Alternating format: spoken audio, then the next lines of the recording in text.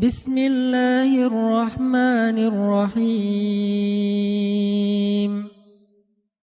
Yuridullahu bikumul yusra wa la yuridu bikumul usra walitukmilul iddata walitukabbirullaha ala ma hadakum wa la'allakum tashkurun. Alhamdulillah. Assalamualaikum warahmatullahi wabarakatuh.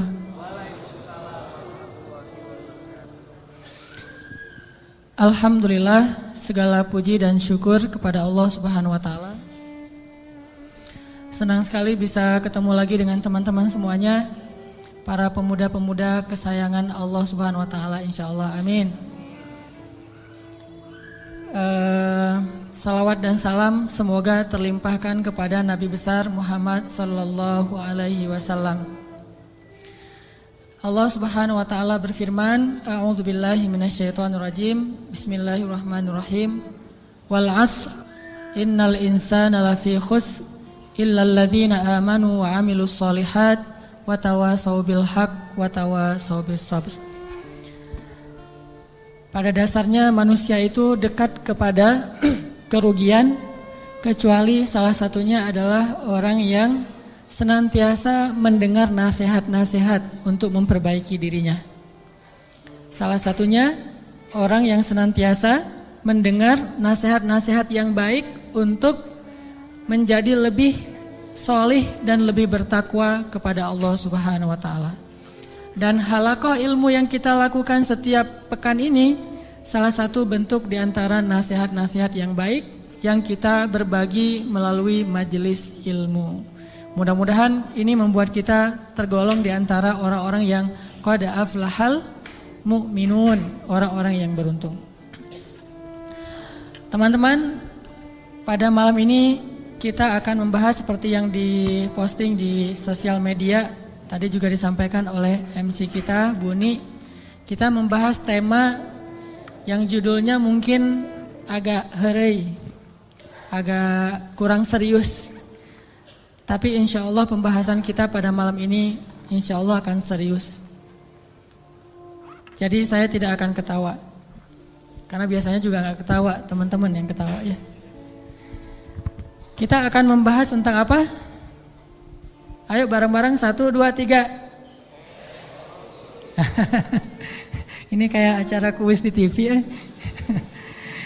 Kita membahas tentang, saya mau ngomongin judulnya agak-agak kurang chemistry ini sama saya mah.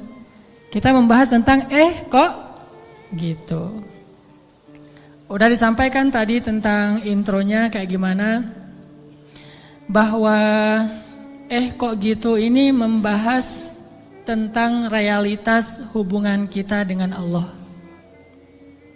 Tentang realitas hubungan kita dengan Allah. Yang kayak gimana? Ya gitu. Kita sering memuji-muji Allah dengan lisan kita, tetapi pujian kita itu enggak selaras dengan hati kita. Kita sering berzikir menyebut keagungan Allah dengan kalimat subhanallah, alhamdulillah, Allahu akbar, masya Allah dan seterusnya. Kita memuji Allah dengan pujian-pujian yang indah, tetapi seringkali pujian itu tidak ada di dalam hati kita. Sehingga saya suka menyebut ini dengan istilah zikir yang agak-agak gombal. Kalau kita ngegombal kepada manusia, kadang dia percaya gitu. Seorang suami ngegombal kepada istri, tulus nggak tulus dia nggak ngerti. Yang penting dia bahagia dengan kata-kata yang indah gitu. Bapak kamu titik kan gitu kan? Selalu kan bapak kamu kan ya. Standar gombal, raja gombal di TV. Bapak kamu tukang parkir ya gitu. Kok tahu? Pasti gitu tuh. Ya soalnya dia sudah memarkirkan hatiku kepadamu gitu. Cewek mungkin gak percaya kali, cuman dia seneng aja dengan kata-kata kayak gitu kan. Atau mungkin ada juga yang percaya Karena dia ngelihat kita kayaknya wajahnya wajah polos, nggak ada wajah tampang-tampang pembohong, apalagi playboy gitu ya. Wajahnya polos banget, ada jenggotnya gitu ya. Insya Allah jujur kan? Asarus sujud, wah Masya Allah. Bisa jadi kita cuma ngegombal, tapi dia nggak tahu karena manusia itu tidak tahu isi hati. Tapi kalau Allah Subhanahu Wa Taala, A'udzu billahi minasy syaithanir rajim. Wa asirru qawlakum aw ijharu bih innahu alimun bidzatis sudur. Kan? Gimana kita mau gombal kepada Allah? Wa asirru qawlakum, kalian sembunyikan kata-kata kalian di dalam hati maksudnya. Awi jaharu bih, atau kalian tampakkan, kita ucapkan dengan lisan. Innahu alimun bidzatis sudur. Allah Maha tahu apa yang ada di dalam hati. Jadi nggak akan berhasil ngegombalin Allah tuh nggak akan berhasil. Kalau kita nggak jujur dengan lisan kita yang sesuai dengan hati kita, itu nggak akan terjadi keajaiban dalam hidup kita. Inilah realitas dari hubungan kita dengan Allah. Makanya Allah sering bilang ke kita seolah-olah, kok gitu? Barusan kamu bilang hasbi Allah, cukup bagi saya Allah. Tapi kok nggak cukup kalimat Allah itu menggetarkan hati? Padahal kalau orang bilang hasbi Allah, cukup bagi saya Allah, pas disebut nama Allah, udah selesai masalah dia gitu. Contoh, ada musibah. Terus temannya bilang, tenang, ntar Allah ganti dengan yang lebih baik. Kan disebutkan nama Allah, tenang, ntar Allah ganti dengan yang lebih baik. Oh ini ada doa nih, wakhluf li khairam minha, ya Allah beri saya ganti yang lebih baik. Apakah kata-kata ini cukup buat kita sehingga kita tenang? Sehingga kita tidak lagi terus-terusan dalam keputusasaan terhadap musibah-musibah yang kita hadapi. Kalau enggak, berarti kita gombal mengatakan hasbi Allah. Katanya hasbi Allah, kok enggak cukup sih Allah buat kita? Padahal Allah berfirman di dalam Al-Quran, innamal mu'minun, orang mukmin yang sebenarnya. Innamal mu'minuna alladzina idza dzukirallahu wajilat qulubuhum. Kalau disebut nama Allah hatinya gemetar. Maksudnya ngerespon gitu di dalam hati. Jadi mantap imannya, jadi mantap keyakinannya, jadi mantap tawakalnya kepada Allah Subhanahu wa taala. Benar enggak sih hasbi Allah? Coba. Kalau lagi bete, lagi ilfil, lagi nggak mood aja nih, lagi sedih, lagi galau berat. Yang buat bete, ilfil, galau berat kita itu reda apa? Jujur ya. Apakah sholat? Apakah jalan-jalan? Apakah makan-makan enak? Apakah main game? Apakah dengar musik? Apakah nonton film yang baru keluar? Mana yang paling gampang buat bete kita hilang?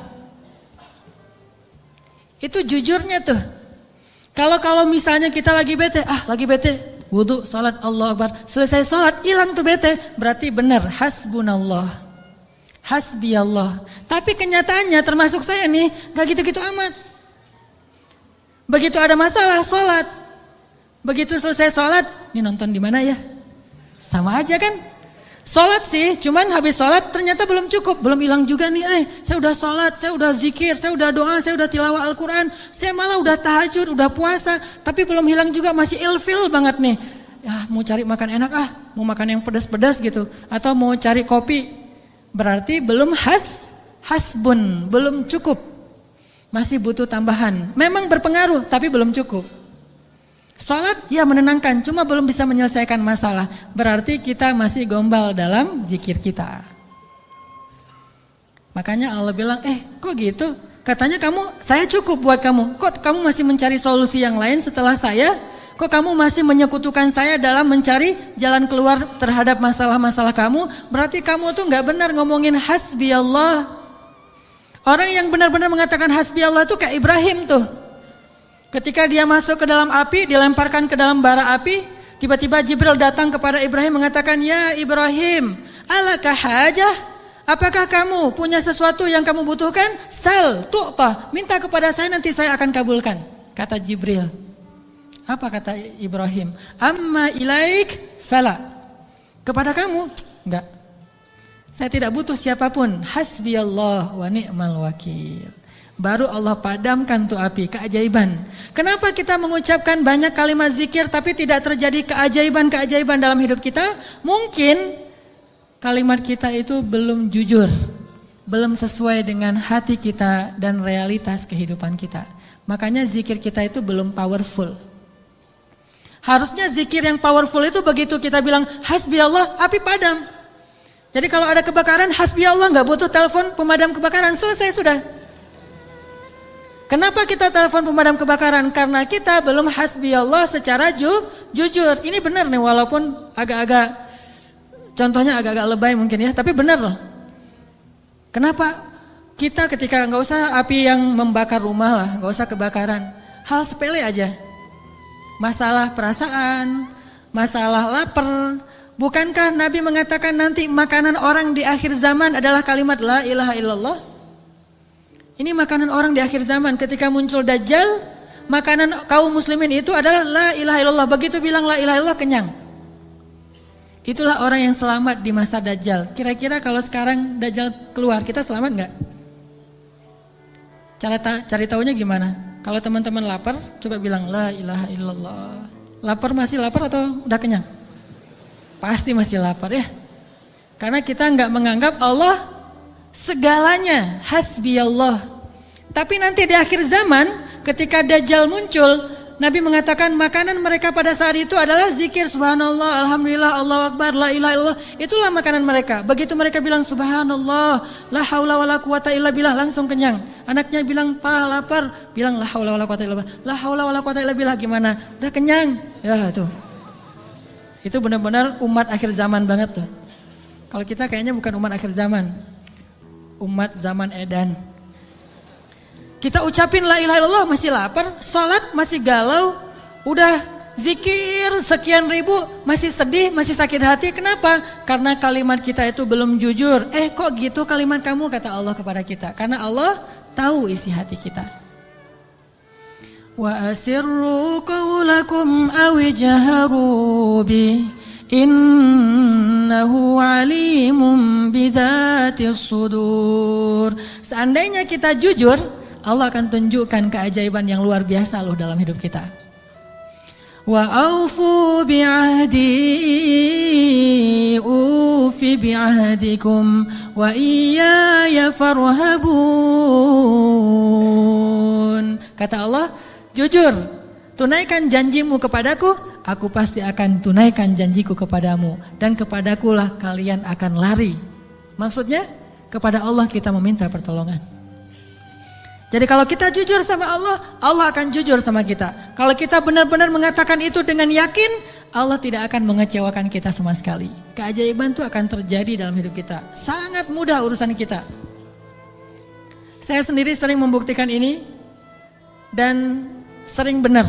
Kalau ada yang keliru itu karena saya masih belum baik imannya. Misalnya contoh sederhana mau ceramah. Ceramah yang menurut saya paling beban adalah di sini. Di depan teman-teman semuanya. Kenapa? Karena saya selalu berharap ceramah sederhana saya itu benar-benar bisa menjadi suatu kebaikan yang bisa dibawa pulang oleh teman-teman sekalian. Pengen banget tidak mengecewakan. Jadi saya bukan perform untuk menghibur, tapi perform untuk memberi sesuatu yang kita cari bersama kan. Kita cari ilmu, kita cari iman, kita pengen datang ke majelis taklim itu pengen tajdidul iman, memperbaharui iman. Maksudnya pulang dari sini tambah yakin pengennya kan gitu ya. Pulang dari sini tambah semangat beramal soleh. Pulang dari sini semakin yakin untuk bergantung kepada Allah. Itu membuat saya terbeban. Ya Allah, jangan sampai penampilan saya buat mereka kecewa. Bukan karena pengen dielu-elukan ustadznya keren atau apa, enggak. Biar mereka tidak sia-sia waktunya datang ke sini. Terus gimana caranya? Saya akan berzikir. Salah satu zikir yang selalu saya baca, Rabbi syrah li sadri wa yassir li amri wahlul 'uqdatam min lisani. Dan wahlul 'uqdatam min lisani saya ulang berkali-kali. Kenapa? Saya khawatir saya tidak menyampaikan sesuatu dengan jelas dan baik sehingga teman-teman tidak memahami. Wa yassir li amri wahlul 'uqdatam min lisani yafqahuna qauli. Dan ternyata setelah membaca ayat atau zikir ini, Allah seperti memudahkan, muncul terus saja materinya itu yang dulu udah lama dibaca, muncul lagi, dan itu nggak dikonsep. Teman-teman bisa nanya kepada orang-orang dekat saya, teman atau istri saya jarang ngonsep materi ini, malam ini mau bahas ini, terus nyusun dulu, apalagi buat slide, itu bukan saya banget lah. Modalnya tuh benar-benar saya mengonsep materi, mencari bahan itu ketika saya di Mesir dulu. Itu masa-masa mencari bahan. Sekarang bukan masa mencari bahan, masa memahami realitas untuk menawarkan bahan ini loh. Dulu di Mesir nyari bahan, baca, dengerin terus saja selama 6 tahun. Sekarang diingat-ingat, yang mana ya? Yang ini. Oh ya, sampein. Artinya doa Rabbi syrah li sadri itu benar-benar memudahkan urusan. Termasuk kalau misalnya kita lagi ada masalah sama seseorang. Kita doa, ya Rabbi mudahkan urusan saya. Mudah enggak? Kalau kurang mudah berarti kita belum benar-benar jujur dalam kalimat kita kepada Allah. Jujur gimana? Kita yakin enggak sih Allah yang memudahkan urusan kita? Kalau kita yakin banget, Allah akan tunjukkan keajaiban yang luar biasa. Seperti cerita kemarin tuh. 2 orang yang saling berhutang kan? Yang satu memberi hutang dan bertanya, siapa saksinya? Kata yang berhutang, Allah saksinya, boleh enggak? Kata yang memberi hutang, oh boleh, Allah itu sebaik-baik saksi, dan itu jujur, yakin gitu. Coba kalau kita lakukan itu sekarang, mungkin kita akan dikhianatin, akan dirugiin sama banyak orang. Kenapa? Karena enggak yakin banget kepada Allah SWT. Masih ada sedikit setitik ragu. Ntar kalau dia bohong gimana? Bukankah ada Allah? Ntar kalau dia lupa gimana? Bukankah ada Allah? Ntar kalau dia berubah pikiran gimana? Bukankah ada Allah? Ntar kalau dia hilang tiba-tiba nggak membayar hutang gimana? Bukankah ada Allah? Bukankah ada Allah ini jarang kita ucapkan. Kita masih ragu walaupun kita mengatakan hasbiyallah, hasbunallah. Makanya jarang ngelihat keajaiban. Padahal kalimat itu kalimat-kalimat yang mukjizat, powerful. Sebagian mungkin pernah dengar cerita Imam Hasan Al-Basri. Tahu Imam Hasan Al-Basri? Salah satu ulama generasi tabi'in, generasi kedua. Ceritanya Imam Hasan Al-Basri ini pernah bikin seorang gubernur Baghdad namanya Hajjaj. Hajjaj ini gubernur yang sangat jahat, sering membunuh orang soleh, termasuk sahabat Nabi pernah dibunuh sama dia. Imam Hasan Al-Basri pernah bikin gubernur Hajar itu tersinggung. Kapan? Ketika Imam Hasan Al-Basri diundang ke rumah gubernur Hajjaj bersama beberapa ulama yang lain, beberapa tokoh masyarakat diundang ke rumah barunya, istana gitu. Jadi Raja Hajjaj ini suka bikin istana terus pamer. Ngundang nih. Diundang orang-orang penting, minta semacam testimoni gitu, minta komentar. Jadi kalau bahasa kita mah ngeposting di sosial media terus nunggu gimana menurut kalian. Jadi yang komennya tuh macam-macam ditungguin sama dia. Nanya ke setiap orang yang tamu yang diundang, gimana menurut kamu istana saya? Rata-rata mengatakan ini bagus, istana pertama yang saya lihat yang paling indah segala macam. Bahasa-bahasa memuji lah. Dan gak jujur. Begitu giliran Hasan Al-Basri, ya Syekh Hasan, gimana menurut Syekh tentang istana saya? Syekh Hasan mengatakan, saya sama sekali tidak tertarik dengan semua ini. Sesungguhnya apa yang ada di sisi Allah lebih baik daripada apa yang ada di sisi Anda. Ini ucapan Hasan Al-Basri. Karena lagi ada acara makan siang kayak gitu, banyak orang, Hajjaj menahan emosi. Dia tersinggung banget, marah sebetulnya. Akhirnya udah selesai obrol-obrolan, makan, pulang. Saat pulang, Raja Hajjaj mengutus 2 orang prajurit untuk menangkap Hasan Al-Basri di tengah jalan. Suruh bawa balik lagi ke istana. Mau dia apa? Mau dipancung. Karena dia suka mancung orang soleh. Tangkap tuh Hasan Al-Basri. Di tengah jalan didatangi pengawal raja. Kemudian dibawa lagi ke istana mau dipancung. Begitu Hasan Al-Basri berhadapan dengan Hajjaj, Hasan Al-Basri kemudian berdoa di dalam hatinya. Yang tadinya Hajjaj marah besar, pengen bunuh Hasan Al-Basri, pengen memancung Hasan Al-Basri, tiba-tiba pas ngelihat wajah Hasan Al-Basri, Hajjaj ini berubah seperti orang yang kena hipnotis. Tiba-tiba dia tersenyum, tiba-tiba dia jadi orang yang humble, hangat banget, langsung memeluk Hasan Al-Basri. Selamat datang wahai Syekh, selamat datang, duduk. Syekh, beri saya nasihat, terus dikasih makanan, minuman. Setelah itu dipersilakan pulang, dikasih kendaraan yang terbaik. Sampai akhirnya Hasan Al-Basri keluar dari istana. Ketika di tengah jalan, pengawal-pengawalnya Hajjaj bertanya kepada Hasan Al-Basri, "Ya Syekh, kami tadi diutus oleh raja menangkap Anda agar Anda dipancung karena raja tersinggung dengan obrolan tadi ketika makan siang. Dan raja dalam keadaan marah besar. Tapi begitu bertemu dengan Anda, tiba-tiba dia berubah, jadi baik, jadi kasih sayang, jadi luluh, emosinya jadi reda. Apa yang Anda lakukan kepada dia? Apakah Anda punya sihir?" Kata pengawal. Kata Hasan Al-Basri, "Saya tidak pakai sihir." "Terus apa?" "Saya sebelum bertemu dengan Hajjaj, tadi saya berdoa." "Apa doanya?" "Ya Rabbi, Engkaulah yang menggenggam hidupku. Kepadamulah aku berserah. Ya Rabbi, padamkanlah amarah di hati Hajjaj sehingga aku selamat sebagaimana Engkau mendinginkan api kepada Ibrahim sehingga dia selamat." Ini yang dibaca oleh Hasan Al-Basri. "Ya Allah, padamkanlah amarah di hati Hajjaj sehingga aku selamat dari kezalimannya sebagaimana Engkau menyelamatkan Ibrahim dari api yang panas." Tiba-tiba Allah padamkan marahnya. Ini namanya zikir, doa powerful. Kenapa? Karena hati Hasan Al-Basri itu benar-benar bergantung kepada Allah itu 100%, gak ragu sama sekali. Gimana pun pengawalnya banyak, tidak membuat dia ragu kepada Allah. Allah lebih besar. Gimana pun kuatnya Hajjaj, tidak ragu kepada Allah. Allah maha kuat. Sehingga kalimat yang sesuai dengan hati, Allah tunjukkanlah keajaiban kepada Hasan Al-Basri. Langsung luluh, langsung berubah dari marah menjadi sayang kepada Hasan Al-Basri. Kenapa kita jarang melihat keajaiban? Karena ucapan kita itu belum selaras dengan hati kita. Gak yakin-yakin amat sama Allah. Sering bilang la haula wala quwata illa billah, tapi kita masih yakin ada kekuatan lain yang mempengaruhi hidup kita. Padahal kata Nabi kepada Ibnu Abbas, kalau semua orang berkumpul dan ingin menolong kamu, mereka tidak dapat menolong kamu kecuali dengan seizin Allah. Kalau mereka semua berkumpul ingin mencelakai kamu, mereka tidak bisa mencelakai kamu kecuali dengan ketetapan Allah. Allah, Allah, Allah, di tangannya lah segala kebaikan, di tangannya lah segala kerajaan.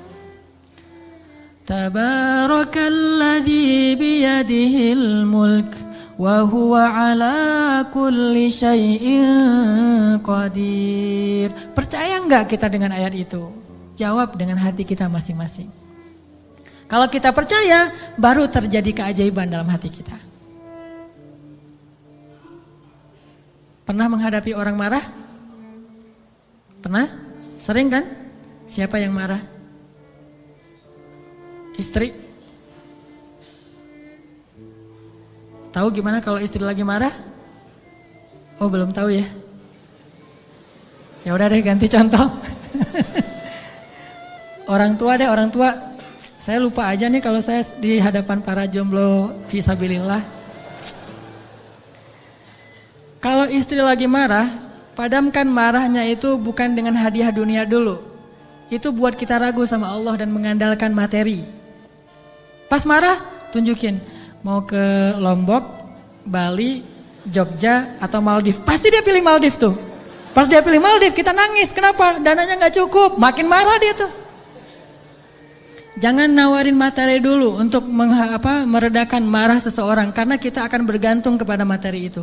Ternyata ampuh. Kalau dia marah, saya kasih tuh brosur. Brosur doang. Kalau lagi marah, nonton yuk. Pelan-pelan reda marahnya, berarti efektif. Nonton cukup bagi saya. Pas lagi marah, ada kafe baru loh, enak tuh makanannya. Terutama tuh misalnya green tea-nya, milkshake tuh paling enak tuh se-Bandung. Reda marahnya, milkshake cukup bagi saya, kan? Bukan hasbi Allah, hasbiya milkshake. Kenapa bisa gitu? Karena ketika kita mau meredakan marah seseorang itu kita menggunakan materi. Atau menggunakan bahasa-bahasa ngegoda, ngerayu, gombal tadi. Tapi kan lama-lama agak-agak habis juga ya bahan menggombal ya.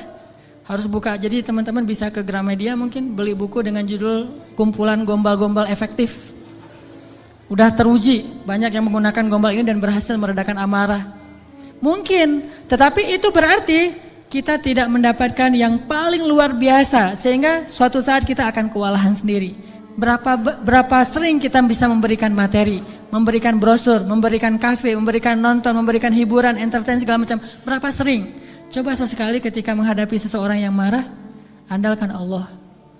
Pas mau ketemu orangnya, ya Rabbi, ya Rabba Ibrahim, wahai Tuhan Ibrahim, padamkanlah amarah istri saya sebagaimana engkau memadamkan api bagi Ibrahim. Terus temuin, kalau masih marah, ya Allah astagfirullahaladzim, berarti saya belum jujur nih. Masih belum yakin sama Allah, istighfar lagi, ya Allah padamkan. Masih marah, ya Allah padamkan. Terus saja sampai yakin. Kalau kita yakin itu berubah loh, benar-benar berubah. Kalau enggak bisa langsung, bertahap, tergantung iman. Ada orang yang imannya baru redam amarah seseorang itu 1 jam, berarti imannya iman 1 jam. Ada yang setengah jam, ada yang 10 menit, ada yang begitu ketemu berubah langsung. Sampai orang yang marah itu juga terheran-heran. Kenapa ya? Saya tadi sebetulnya lagi sebel banget sama kamu, tapi pas ngelihat kamu jadi berubah, kenapa ya? Karena Allah. Ini mah masalah iman. Bukan masalah fasihnya mengucapkan hasbi Allah. Semua kita mah yang namanya hasbi Allah pasti fasih. Apalagi sadaqallah, itu paling fasih tuh. Sadaqallahul azim, itu fasih banget. Kenapa? Apalagi baca 1 juz, pengen sadaqallah cepet-cepet kan? Itu fasih. Bismillah fasih, hasbi Allah. Insya Allah tahsin hasbi Allah wa ni'mal wakil. Malah kita kadang-kadang kalimat hasbi Allahnya tuh lebih keren daripada sahabat loh. Kalau sahabat kalimatnya cuma gini, hasbunallah wa ni'mal wakil. Kalau kita, hasbunallah wa ni'mal wakil, ni'mal maula wa ni'man nasir. Coba lihat, panjangan siapa ucapannya? Panjangan kita kan? Sahabat mah cuma sedikit, Ibrahim lebih sedikit lagi, hasbi Allah, segitu doang. Kita rame, oh jangan cuma hasbi Allah, tambahin dong, jangan terlalu irit-irit dalam berzikir. Rame aja di broadcast soal panjang pendeknya zikir, tapi dua-duanya gak powerful, gak ngaruh. Yang bilang hasbi Allah wa ni'mal wakil sama aja, yang bilang hasbi Allah wa ni'mal wakil, ni'mal maula wa ni'man nasir, diulang 33 kali, tapi gak ngaruh. Kenapa? Karena gak jujur. Hanya fasih di lisan, tetapi tidak fasih di hati. Harusnya kayak Imam Hasan Al-Basri, begitu dia katakan demikian, doanya langsung berubah. Termasuk doa tadi, Allahumma ajurni fi musibati wa akhluf li khairan minha, ya Allah, beri saya pahala dalam musibah saya, beri saya ganti yang lebih baik. Selama apa sih Allah kasih kita ganti? Di situ kita bisa mengukur keimanan kita. Kalau begitu kita berdoa langsung dapat ganti, itu imannya ajaib tuh. Kalau kita berdoa tunggu gantinya sebulan kemudian, itu imannya standar. Kalau kita udah berdoa tapi gak diganti-ganti, berarti kita bermasalah. Gak yakin-yakin amat sama Allah. Pengen gak begitu berdoa langsung Allah menunjukkan keajaiban?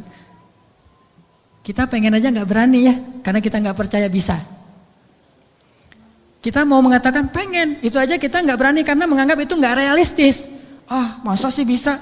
Bisa kalau kita yakin kepada Allah. Kalau kita gak yakin, kalau kita bilang gak bisa, kalau kita ragu bahwa Allah bisa menunjukkan ajaib kepada kita dalam hitungan detik, terus kemana kalimat kun fayakun? Masalahnya kita gak yakin untuk bilang pengen, begitu doa langsung Allah kabulkan. Itu aja kita ragu. Kenapa? Kita gak percaya itu bisa terjadi dalam hitungan simsalabin abrakadabra. Kita gak percaya itu bisa terjadi dalam satu kalimat kun. Makanya tidak ada kun dalam hidup kita. Gimana caranya? Belajar yakin kepada Allah seutuh-utuhnya. Masih ingat juga dengan kisah seorang bapak datang kepada Rasulullah curhat dan minta tolong. Dia bilang, ya Rasulullah, putra saya ditawan oleh musuh. Dan mereka meminta tebusan 100 dinar. Kalau saya nggak ngasih uang 100 dinar, putra saya akan dipenggal, akan dibunuh ya Rasulullah.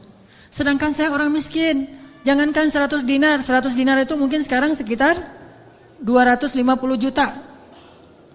mahal. Saya nggak punya uang sebesar itu ya Rasulullah, untuk makan aja susah. Terus gimana ini ya Rasul? Waktu itu Rasulullah juga nggak punya apa-apa untuk diberi. Sahabat-sahabat banyak yang keluar negeri untuk berdakwah, sehingga orang-orang kaya kayak Utsman, Abdurrahman lagi nggak ada. Terus nolongnya gimana nih? Nabi kasih satu zikir. Kata Nabi, Pak, banyak-banyak mengatakan la haula wala quwata illa billah. Bapak percaya? Oh percaya ya Rasulullah. Pulang dia tuh. Coba kalau kita digituin, ya insya Allah ya Rasul, tapi duitnya gimana Rasul? Tetap aja kan?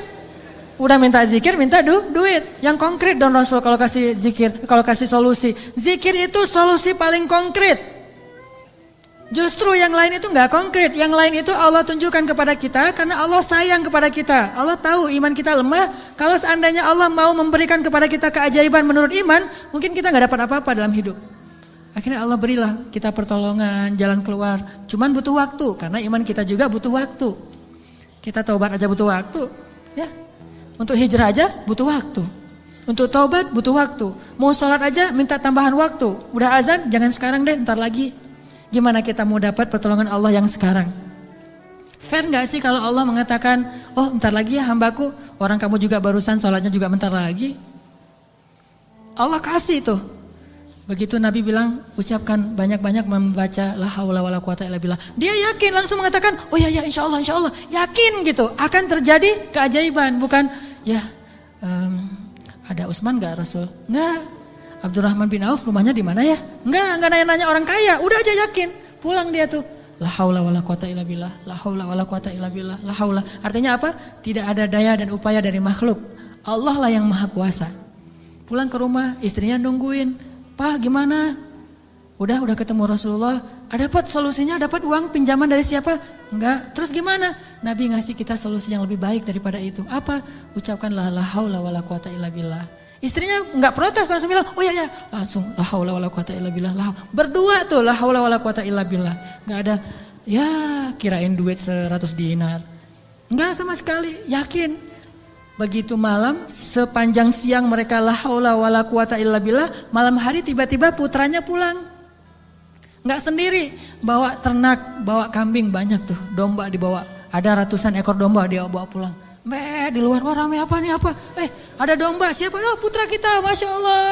Pelukan, kangen gitu ya. Kamu gimana bisa selamat? Kata putranya, wahai ayah, ada keajaiban. Tadi, tiba-tiba, ketika saya sedang diikat dan besok mau dipenggal, pengawal-pengawal saya itu tiba-tiba pada ngantuk, tertidur, dan tiba-tiba ikatan saya menjadi longgar, sehingga saya bisa melepaskan diri, dan bahkan ketika saya mau pergi, saya kepikiran kenapa saya nggak bawa domba-domba aja sebagai ghanimah. Domba 100 ekor, kira-kira berisik nggak sih? 100 ekor domba berisik nggak? Berisik kan? Berisik banget kan? Tapi seberisik itu orang yang ngawal dia tuh nggak bangun loh. Allah udah tutup telinga dan penglihatan mereka. Mereka nggak bangun sama sekali, dibawa. Dan untuk ngumpulin domba 100 ekor, kira-kira butuh berapa jam?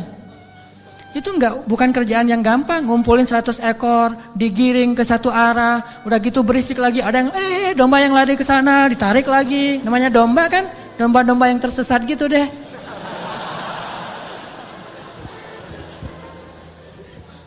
Gimana coba? Tapi pengawalnya nggak bangun sama sekali, sampai ke rumah pengawalnya mungkin belum bangun, atau mungkin nggak akan bangun lagi kali.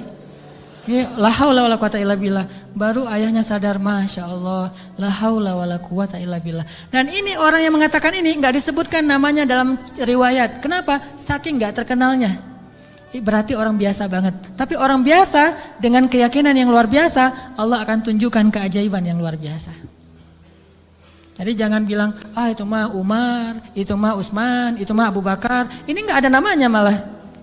Cuma disebut ja'a rajulun, ada seorang laki-laki datang kepada Rasul, gitu doang.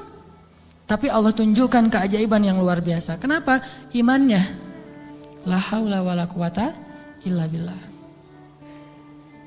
Sehingga anaknya datang membawa domba, jadi kaya raya. Sama juga dengan cerita Fatimah bintu Rasulillah. Pasti tahu ceritanya. Karena Fatimah capek di rumah, gak ada pembantu, Ali sering berjihad, akhirnya dia ngurus anak sendiri, anaknya laki-laki lagi, namanya anak laki-laki, bukan bandel, emang dia aktif gitu. Akhirnya Fatimah ngerasa agak berat nih kalau harus ngurus semuanya sendiri, nggak punya pembantu. Datanglah ke rumah ayahnya. Ayah, ya Rasulullah, ayah tahu keadaan rumah tangga saya bersama Ali. Ali orang yang sibuk bekerja, membela agama Allah, berdakwah, berjihad. Saya sendiri di rumah nggak ada pembantu. Boleh nggak minta seorang pembantu dari rumah ayah? Kan banyak pembantu Rasulullah yang jadi relawan tuh. Kata Rasulullah, ya Fatimah, mereka itu bukan pembantuku tetapi pembantu kaum muslimin. Jadi nggak mau dikasih kepada urusan keluarga. Maka pulanglah Fatimah. Oh ya ayah gak apa-apa, pulang nih bersama Ali, gak dapat apa-apa. Nabi kan gak enak hati, karena Nabi sayang banget dengan putrinya ini, putri kesayangan Nabi banget di antara putri-putrinya, Fatimah Az-Zahra. Akhirnya Nabi menyusul Fatimah ke rumahnya. Assalamualaikum, waalaikumsalam, dibukain pintu. Ya Fatimah, ya Ali, la tahzana, janganlah kalian bersedih. Mau aku kasih yang lebih baik daripada pembantu? Oh apa ayah? Kirain robot-robotan atau apa gitu ya. Pembantu yang dalam bentuk robot kan tinggal beli baterai aja tiap bulan atau dicas gitu. Apa ya ayah yang lebih baik daripada pembantu? Kita tahu, kata Rasulullah sebelum tidur, bacalah zikir ini, ayat ini, maka insya Allah itu lebih baik daripada pembantu. Mereka protes enggak? Enggak. Oh ya, sami'na wa ata'na. Diamalin tuh, enggak pernah tinggal. Dan selamanya mereka enggak punya pembantu, tapi enggak pernah mengeluh lagi. Allah berikan mereka jalan keluar. Jalan keluarnya adalah dikuatkan hati dan kesabarannya. Itu keajaiban. Kenapa kita udah berdoa tapi hati kita masih lemah? Karena kita tidak berdoa dengan hati, tapi kita berdoa dengan kok gitu? Gak sesuai antara lisan dengan kenyataan. Ada lagi nih kisah yang mungkin sebagian teman-teman pernah mendengar bagaimana Rasulullah SAW pada malam perang Badar. Melakukan apa Nabi malam perang Badar teh? Istighosah. Pernah dengar istilah istighosah? Mungkin sebagian orang menganggap istighosah ini bid'ah. Istighosah itu salah satu di antara hal yang paling luar biasa yang dilakukan Nabi dan disebutkan di dalam surat Al-Anfal, "Idz tastaghitsuna rabbakum." Ketika kalian beristighosah kepada Tuhan kalian. Apa itu istighosah? Berdoa dengan penuh keyakinan. Malam sebelum terjadi perang Badar, semua para sahabat itu tidur. Dan luar biasanya tidurnya juga sampai mimpi lah gitu. Mimpinya apa? Mimpi basah. Ini serius. Jadi semua sahabat pada malam itu digoda oleh setan sehingga mereka mimpi basah. Dan ketika bangun dari tidur, mereka harus mandi junub. Tapi tidak ada air. Akhirnya Allah turunkan hujan. Pada mandi di bawah hujan semuanya sambil bertakbir. Pada malam itu cuma 2 orang yang gak tidur, Rasulullah dan Abu Bakar As-Siddiq. Ngapain? Doa kepada Allah. Salah satu yang terekam dalam sejarah di antara doa Nabi pada malam perang Badar apa? Ya Allah, seandainya besok kami semuanya terbunuh, maka saya khawatir tidak ada lagi orang yang menyebut namamu di muka bumi. Tolonglah hamba-hambamu ini ya Allah. Terus berdoa dan mengangkat tangannya tuh gak gini, tapi ngangkat tangannya tuh gini. 2 tangan. Nabi berdoa dengan mengangkat tangan setinggi-tingginya. Ya Rabbi gitu. Terus berdoa kayak gitu sampai syal Nabi jatuh, ditaruh lagi oleh Abu Bakar. Jatuh dan menangis sampai basah janggutnya Rasulullah SAW yang mulia. Kemudian Abu Bakar yang sedih mengatakan, ya Rasulullah hasbuk, hasbuk. Cukup ya Rasulullah, Allah sudah mendengar doamu, cukup. Nabi gak cukup-cukup, terus saja berdoa. Apa yang terjadi besok? Allah utus malaikat ribuan untuk menolong Rasulullah dan para sahabat. Dan kita lihat hasil perang Badar. Bukan karena dia Rasulullah, tetapi karena imannya adalah imannya seorang Rasulullah. Kalau kita punya iman minimal dekat atau mirip dengan imannya seorang Nabi, Allah akan tunjukkan mukjizat yang mirip dengan seorang Nabi yang disebut dengan karomah. Itulah keajaiban. Jadi bukan mustahil. Kalau kita tidak pernah melihat keajaiban, itu pasti karena kita masih belum selaras antara lisan dengan hati kita. Masih ingat kalimat Nabi ditodong dengan pedang, dihunuskan pedang, lagi istirahat di bawah pohon. Nabi lagi istirahat nih. Tiba-tiba datang orang Badui, orang kafir, menghunuskan pedang di leher Nabi. Dan itu benar-benar mau membunuh Nabi. Nabi seorang diri, sahabat jauh. Terus laki-laki itu mengatakan, ya Muhammad, sekarang kamu sendiri. Kalau saya akan membunuh kamu sekarang, siapa yang bisa menolong kamu? Rasulullah dengan tenang dan mantap mengatakan, Allah. Kalimat Allah itu membuat laki-laki tadi gemetar dan jatuh pedangnya. Coba, ini kalimat Allah kayak gimana? Coba kita ucapkan Allah, ada yang gemetar nggak? Allah, apaan? Nggak dengar? Ya. Biasa aja. Jadi kalau ada musuh, misalnya kita lagi marahan nih di jalan, ada orang yang marah, pengen ngancam kita, Allahu Akbar, dia langsung gemetar gitu, langsung tunduk, langsung nggak bisa berdiri. Berarti ini Allahu Akbar kita ini udah benar-benar powerful. Tapi kenyataannya kan nggak pernah kan? Kita bilang Allah terus orang gemetar gara-gara kata-kata kita. Rasul bisa kayak gitu loh. Jadi kalimatnya sama yang kita ucapkan dengan yang Rasulullah ucapkan, tetapi hatinya beda. Nabi mengatakan Allah gemetar tangannya, jatuh pedangnya, diambil oleh Nabi, dihunuskan ke leher orang itu. Nabi bertanya, sekarang kalau saya mau membunuh kamu, siapa yang nolong kamu? Kata dia, engkau wahai Muhammad, cuma engkau yang bisa menolong saya dan menyelamatkan saya. Akhirnya Nabi membiarkan dia pulang dan dia akhirnya pulang dalam keadaan selamat dan menyebarkan agama Islam kepada kaumnya. Jadi sesi pertama ini kesimpulannya apa? Salah satu di antara sebab tidak banyak terjadi keajaiban dalam hidup kita karena iman kita belum ajaib. Insya Allah nanti habis sholat isya saya mau sharing kisah-kisah yang menurut saya lebih powerful untuk jadi pelajaran buat kita dalam berdoa, berzikir dan memohon pertolongan Allah Subhanahu wa taala insyaallah. Oke, teman-teman sekalian, tadi kita sampai kepada beberapa kisah tentang gimana menyelaraskan antara lisan dengan hati kita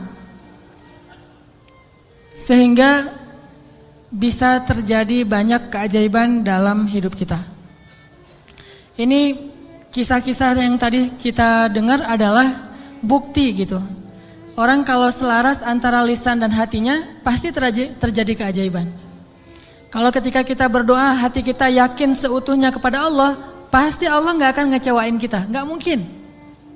Allah itu gak mungkin mengecewakan kita. Allah sendiri kok yang berjanji, wa idza sa'alaka ibadi anni fa inni qarib ujibu da'watad da'. Itu Allah yang bilang, ujibu da'watad da'. Aku tuh dekat. Artinya berharaplah kepadaku gitu. Dan aku akan mengijabah setiap orang yang meminta kepadaku. Jadi Allah sendiri yang berjanji akan menunjukkan keajaiban, mengabulkan permintaan-permintaan yang baik dari hambanya, sehingga tidak perlu kita ragu Allah gak mungkin ngecewain kita. Begitu kita berdoa yang selaras di hati kita yakin kepada Allah, Allah akan tunjukkan. Itu rahasia paling gampang untuk hidup bahagia, untuk sukses, untuk dapetin apa yang baik-baik yang kita harapin. Contoh, kalau mau ngelamar seorang cewek, sebelum kita datang ke calon mertua, lobi dulu ke langit pemilik hati mertua. Jadi bukan dandan nomor 1, itu mah yang kesekian. Bukan misalnya bawa CV yang bagus, isi CV-nya teh. Kalau perlu tanggal lahirnya diedit, biar gak terlalu ketuaan gitu ya. Cuma diedit 1 angka doang, angka terakhir yaitu tahun. Kemudian pekerjaan, wira swasta. Kan sekarang wira swasta mah keren ya, pengusaha gitu ya. Walaupun wira swastanya masih baru merintis lah. Saya mah gak mau terlalu makin jelek nanti. Wira swasta, jualan apa misalnya, apa aja lah. Apa aja dijual gitu. Yang penting tidak menjual harga diri. Wah, semuanya diedit. Itu bukan yang paling penting. Yang paling penting adalah gimana ngelobi lah langit, pakai jalur langit. Minta kepada Allah yang menggenggam hati. Begitu di depan pintu pagar, la haula wala quwata illa billah. La haula sampai 100 kali. Kenapa 100 kali? Sampai yakin banget ini Allah yang menentukan hati seseorang hamba. Bisa dibolak-balik. Bisa jadi awalnya si calon mertua ini udah punya calon sendiri buat anak yang perempuannya. Mungkin lebih tajir, mungkin lebih keren, mungkin lebih berewokan, lebih nyunah gitu ya. Kita mah seadanya, udah pakai wak doyok juga belum tumbuh-tumbuh. Ya gimana, udah begitu takdirnya kan, terimalah kenyataan. Akhirnya orang tua, calon mertua tadi yang udah punya rasa srek kepada yang lain, tiba-tiba berubah pas ngelihat kita. Wah, ini nih calon menantu saya nih. Kita baru mau ngomong, udah tenang aja. Kamu bukan hanya akan saya berikan anak saya, juga domba-domba gitu ya. Kan la haula wala quwata illa billah. Dikasih modal nikah, dikasih mahar, disiapin semuanya, dimudahin banget. Kenapa? La haula wala quwata illa billah. Itu lebih penting daripada mahar, lebih penting daripada bawa kendaraan apa walaupun minjem, lebih penting dari apapun. Lebih Allah dulu, pemilik segala hati hamba. Itu berlaku banget. Jadi kalau selama ini masih belum beruntung, berarti kurang la haula wala quwata illa billah. Tips supaya mengakhiri masa jomblo, yakin sama Allah, banyak-banyak la haula wala quwata illah, dan berani datang kepada calon. Kalau kata seorang pelawak, kalau kita jelek, jangan takut untuk mencintai seorang perempuan, karena yang takut itu harusnya yang dicintai, kan gitu ya. Kita mah nggak usah takut, yang dicintai yang takut. Yang datang ke saya kok wajahnya gini. Tapi itu mah cek cak lontong. Jarine cak lontong. Oke. Sama juga kalau misalnya seorang istri pengen membujuk suaminya. Membujuk ngapain nih? Membujuk tambahan saldo. Ini udah akhir bulan nih, tanggal 31, pakai la haula wala quwata illa billah. Itu ngaruh banget. Sambil senyum, sambil la haula wala quwata illa billah. Oh, ngerti mah, besok ditransfer gitu ya. Gak usah bilang, "Pak, uang bulanan," gak usah. Bilang aja la haula wala quwata illa billah. Lobby Allah sehingga dia jadi sayang sama kita, dikasih lebih. Jalan ke mall, lobby Allah supaya dia sayang sama kita, dikasih lebih. Jadi dibeliin apa. Ini semuanya karena kita yakin sama Allah yang maha kaya. Saya pernah dulu di tablik. Awal-awal saya dulu hijrah dari hidup gak jelas menjadi agak jelas. Saya waktu SMA juga masih belum jelas. Suka sama cewek tapi gak pernah disukai. Mungkin saya mirip dengan kata-kata Cok Lantong tadi kali ya. Suka, alhamdulillah gara-gara saya gak diterima, akhirnya saya gak pernah pacaran. Itu bukan karena saya nggak mau pacaran, karena nasib aja. Jadi akhirnya nggak bisa pacaran. Nah, pas udah jelas gara-gara datang jamaah tablik berdakwah di sekolah saya, akhirnya saya masuk ke tablik yang khuruj 3 hari, 40 hari. Di tablik itu ada pelajaran tauhid yang menurut saya bagus ya, inspiring gitu. Kalau kita lagi makan nih, kan makannya tuh rame-rame tuh, pakai talam gitu kan, makan rame-rame. Terus ada petugas khidmat namanya yang ngasih-ngasih lauk, nasi, ikan segala macam. Jadi SOP di tablik, kalau kita lagi makan, mau minta tambahan makanan, nasi, ikan atau lauk, itu nggak boleh minta kepada yang khidmat. Kita ngomong Allah, ikan Allah, datang tuh ikannya. Wah ini ikan, Masya Allah, Allah kasih datang ikan. Di situ belajar tauhid tuh. Ternyata kuahnya kurang, Allah, kuah, Masya Allah, kuah, Masya Allah. Datang tuh kuah tuh. Soalnya orangnya dengerin gitu ya. Tapi walaupun ini agak-agak menurut sebagian orang aneh, justru di situ kita belajar yakin sama Allah. Makanya saya sering cerita, awal-awal saya dapat hidayah ke tabligh itu, lagi mau main bola, keluar dari sholat asar di masjid, bukan keluar sholat asar, lagi main bola depan masjid. Masjid di Aceh itu kan luas-luas, halamannya bisa main bola. Ada orang main bola, ada sapi yang lagi ngerumput, karena saking luasnya halaman masjid. Udah gitu, lagi main bola dipanggil sama seorang jamaah tabligh dari Pakistan. Dia nyebutnya Maulana gitu. Orang tabligh kan kalau udah level ilmu tertentu disebut Maulana. Maulana ini manggil saya, come here gitu. Saya datang, saya waktu itu masih anak muda gak jelas gitu. Duduk di sebelah dia tanya, dia tunjuk-tunjuk ke langit gitu. Gak bisa bahasa Indonesia, saya bilang, kenapa? Oh langit, saya bilang, langit. Allah cipta, kata dia. Terus tunjuk ke pohon. Saya bilang pohon Allah cipta. Dia tahu bahasa Indonesia cuma satu kalimat, Allah cipta. Pohon Allah cipta. Saya tunjuk anak-anak, dia nunjuk anak-anak. Oh, Orang Allah cipta. Itu aja selama setengah jam. Begitu setelah setengah jam Allah cipta. Tiba-tiba saya ngerasa kayak ada yang masuk ke dalam hati saya tuh sejuk banget. Saya langsung pergi wudhu, saya sholat kayak orang dihipnotis gitu. Sholat asar sendiri, udah selesai sholat asar sendiri, dia temukan dengan tablik yang ada di situ, orang lokal, masuklah saya ke tablik, khuruj 3 hari. Pulang ke rumah, saya dianggap orang aneh oleh orang tua saya. Wah, kamu gak boleh ke masjid lagi, kenapa? Kamu sekarang aneh. Aneh apa? Udah rajin ke masjid. Rajin ke masjid aneh dulu teh. Orang tua kan, takut ke jaring aliran apa mungkin yang mau jadi pengantin, bom bunuh diri atau apalah, takut. Terus saya mulai pakai jubah waktu itu, jubah putih, sorban putih.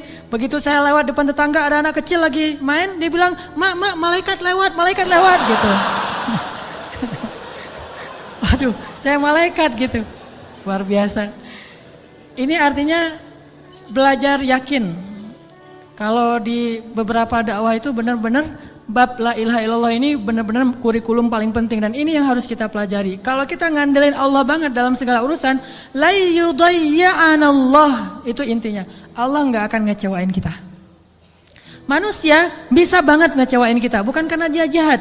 Kadang dia nggak ngecewain kita karena emang dia nggak mampu untuk memuaskan dan membahagiakan kita. Bukan karena dia pengkhianat. Seorang istri, seorang suami kadang mengecewakan kita bukan karena dia nggak sayang sama kita, tapi dia nggak mampu memenuhi semua kebutuhan kita. Dia terbatas. Dan justru juga banyak orang yang sengaja ngecewain kita karena dia jahat. Tapi ada juga orang baik ngecewain karena dia nggak mampu. Tapi Allah maha baik dan maha mampu. Bukan cuma maha baik. Kalau baik doang nggak mampu, ya apa bisa kita lakuin kan? Tapi kalau baik dan mampu, nggak ada batas. La haula wala quwata illa billah. Keajaiban-keajaiban yang luar biasa terjadi dalam hidup kita kalau kita mengandalkan Allah, selaras antara lisan dengan hati kita. Saya pengen nanya ke teman-teman, teman-teman pernah lupa? Sering ya? Lupa apa misalnya? Lupa diri. Kadang kita perlu lupa. Ngelupain mantan. Baper ya. Karena lupa ini adalah solusi. Melupakan mantan itu benar-benar solusi yang paling konkret. Karena kalau nggak bisa lupa kita nggak bisa move on. Dan kalau nggak bisa move on kita nggak bisa ketawa. Kalau nggak bisa ketawa kita nggak bahagia. Pernah lupa kan? Lupa pelajaran, lupa ayat Al-Quran. Kayaknya kalau lupa ayat Al-Quran sering nih, terutama di juz-juz di tengah, soalnya belum hafal. Jadi pasti lupa. Kalau teman-teman lupa, apa yang teman-teman lakukan? Hah? Kalau lupa gimana? Diingat-ingat. Diingat-ingat. Berapa lama butuh waktu untuk sampai ingat lagi? Kadang cepat, kadang lama ya. Ada tips dari ulama Al-Azhar. Setiap kita ujian di kampus di Al-Azhar itu selalu ulama tuh syekh, doktor, profesor masuk ke ruang-ruang kelas kita bilang gini, ya abnai, wahai anak-anakku. Ini indahnya ujian di Mesir itu gitu. Bukan cuma ujian tulis, tapi dapat nasihat lagi mau ujian. Nasihatnya jangan nyontak ya, bukan. Nasihatnya apa? Ya abnai, panggilannya lembut, wahai anak-anakku. Kalau nanti kalian mau kerjakan soal, jangan lupa bismillah. Kalau kalian lupa, Jangan lupa. Kalau kalian lupa, ucapkanlah istighfar dan salawat. Allah akan mengembalikan ingatan kalian. Karena tidaklah seseorang itu lupa kecuali karena dosa-dosa. Maka istighfarlah. Itu nasihat yang setiap tahun saya dengar kalau mau ujian. Jadi ngena banget gitu. Akhirnya saya praktekkan tuh. Wah, ini benar nih tips yang luar biasa. Lupa nih mau nulis, ini jawabannya apa ya? Ini di bukunya halaman berapa atau yang kata-kata siapa gitu? Astaghfirullahaladzim, Allahumma sholli ala Sayyidina Muhammad. Ingat. Kadang-kadang juga nggak ingat sama sekali, udah berkali-kali sholawat. Soalnya bukunya belum saya baca. Wah ini nggak ingat-ingat ini. Kan ada masa-masa iman naik dan turunnya. Kalau lagi turun buku nggak dibaca, pede banget baca judul-judul doang gitu. Baca daftar isi. Jadi cara belajar cepat tuh baca daftar isi. Nanti kurang lebih kayak gitulah dikarang-karang aja gitu. Akhirnya nilainya harus di remedial diulang.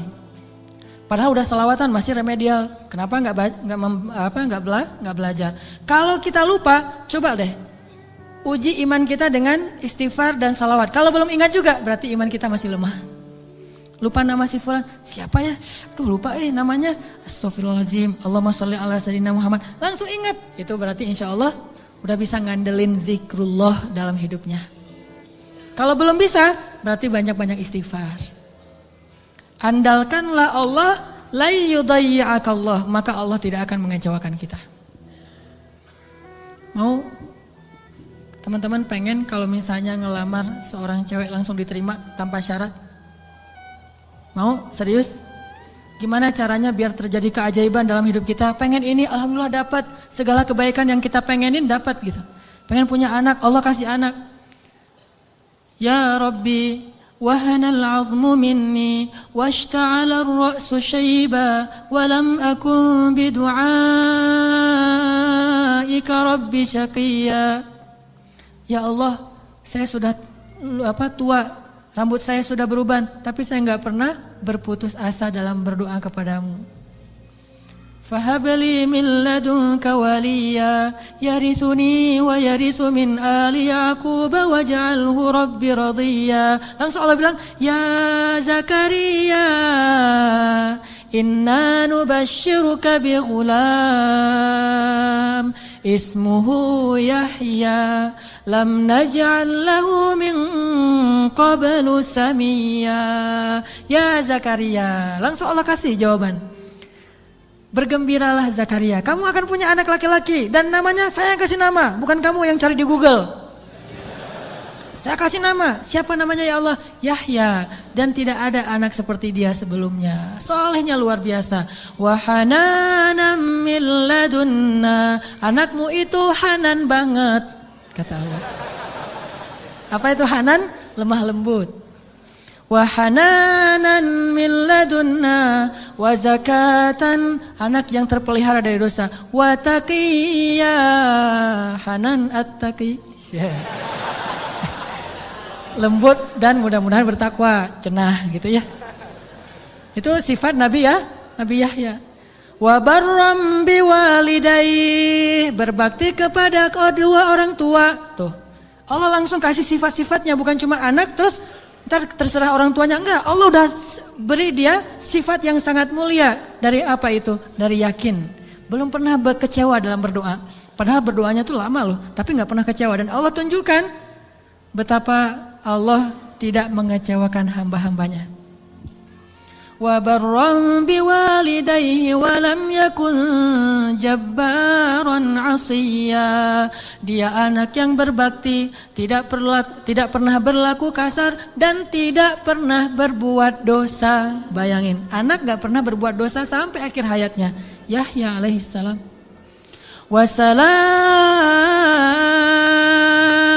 Wassalamun alaihi yawma wulida wa yawma yamutu wa yawma yub'atsu hayya.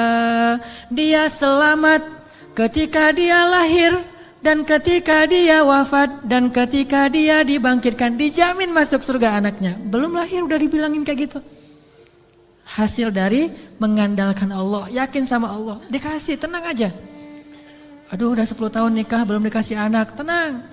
Nabi Zakaria kayak gitu, Nabi Ibrahim juga kayak gitu. Ada perempuan yang dulu pernah saya kisahin di zaman Nabi Musa, ya Rahim, ya Rahim. Tapi dengan yakin ngomong kayak gitu. Coba kita bilang ya Rahim tapi gak yakin, gak dapet tuh.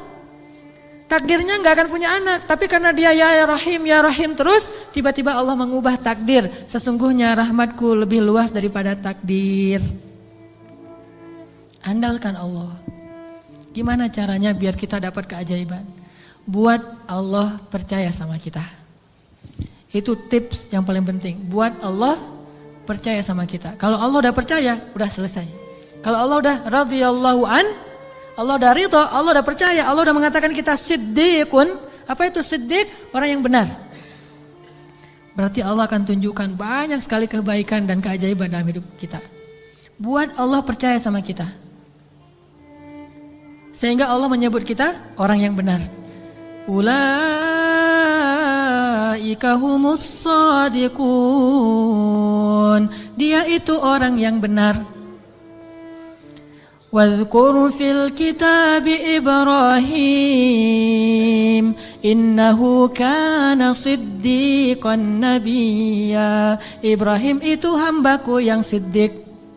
Wadhkur fil kitab Idris innahu kana siddiqan nabiyya. Hambaku Idris itu adalah hamba yang siddiq. Makanya Allah tunjukkan banyak keajaiban. Idris meninggalnya di mana?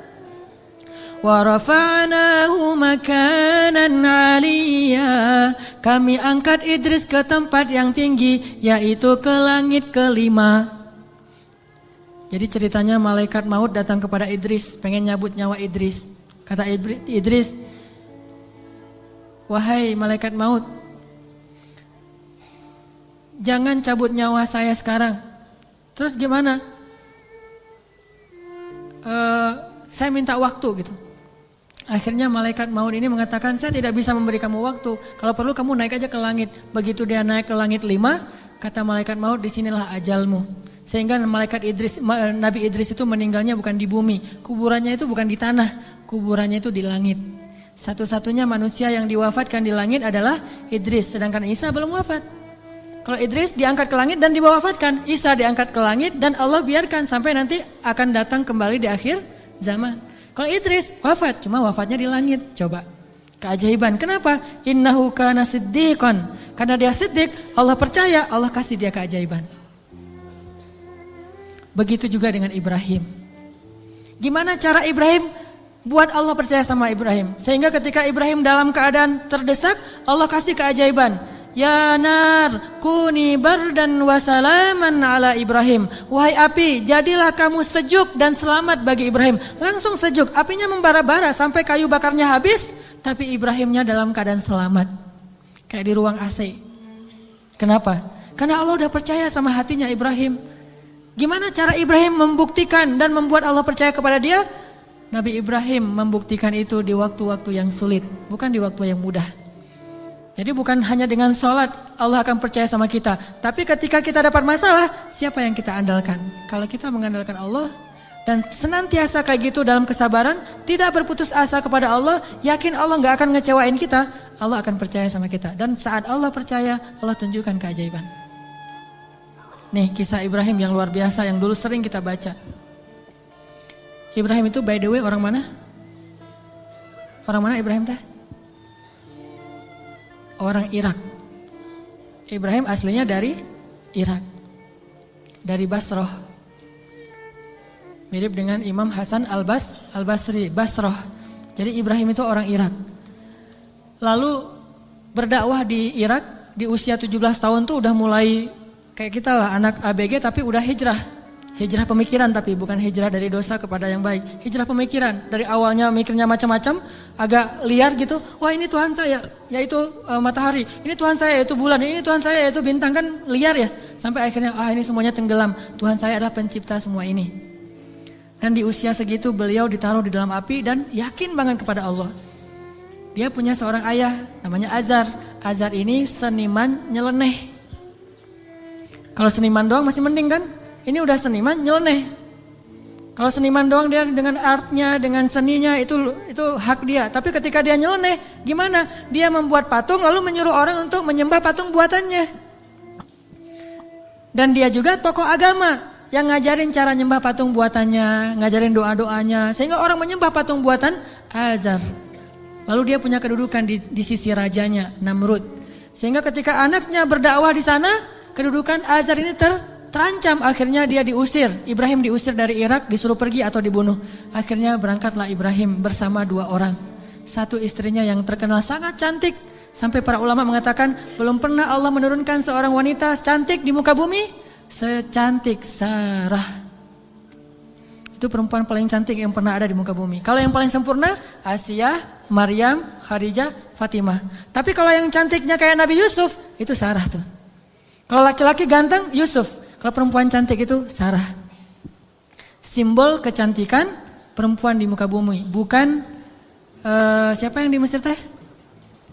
Cleopatra. Cleopatra kalau di film-film mah agak-agak hitam ya. Kurang menurut saya mah.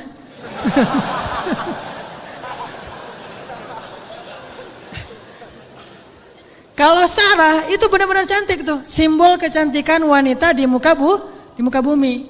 Nanti kalau punya anak jangan lupa kasih nama Sarah. Sarah. Nah, ditemani oleh Sarah, istri tercantik. Dan seorang murid yang kelak juga jadi nabi, namanya Lut alaihissalam.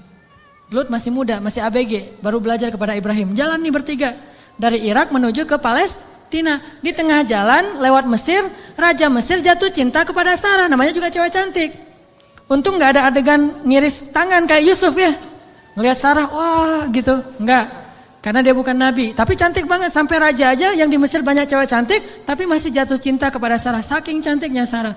Begitu tahu Sarah adalah istrinya Ibrahim, akhirnya raja jadi segan, gak berani. Soalnya Ibrahim terkenal dengan kebijaksanaannya, kearifannya, ilmu yang luas. Sehingga lama-lama malah rajanya merasa takjub kepada Ibrahim.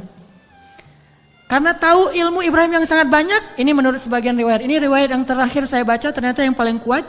Akhirnya raja ini menitipkan salah satu putrinya kepada Ibrahim yang kita kenal dengan nama Hajar.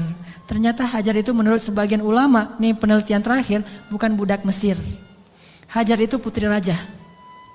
Raja ini punya puluhan anak dari banyak istri karena mereka tidak ada syariat, tidak ada 1, 2, 3, masna wa thulatha wa ruba.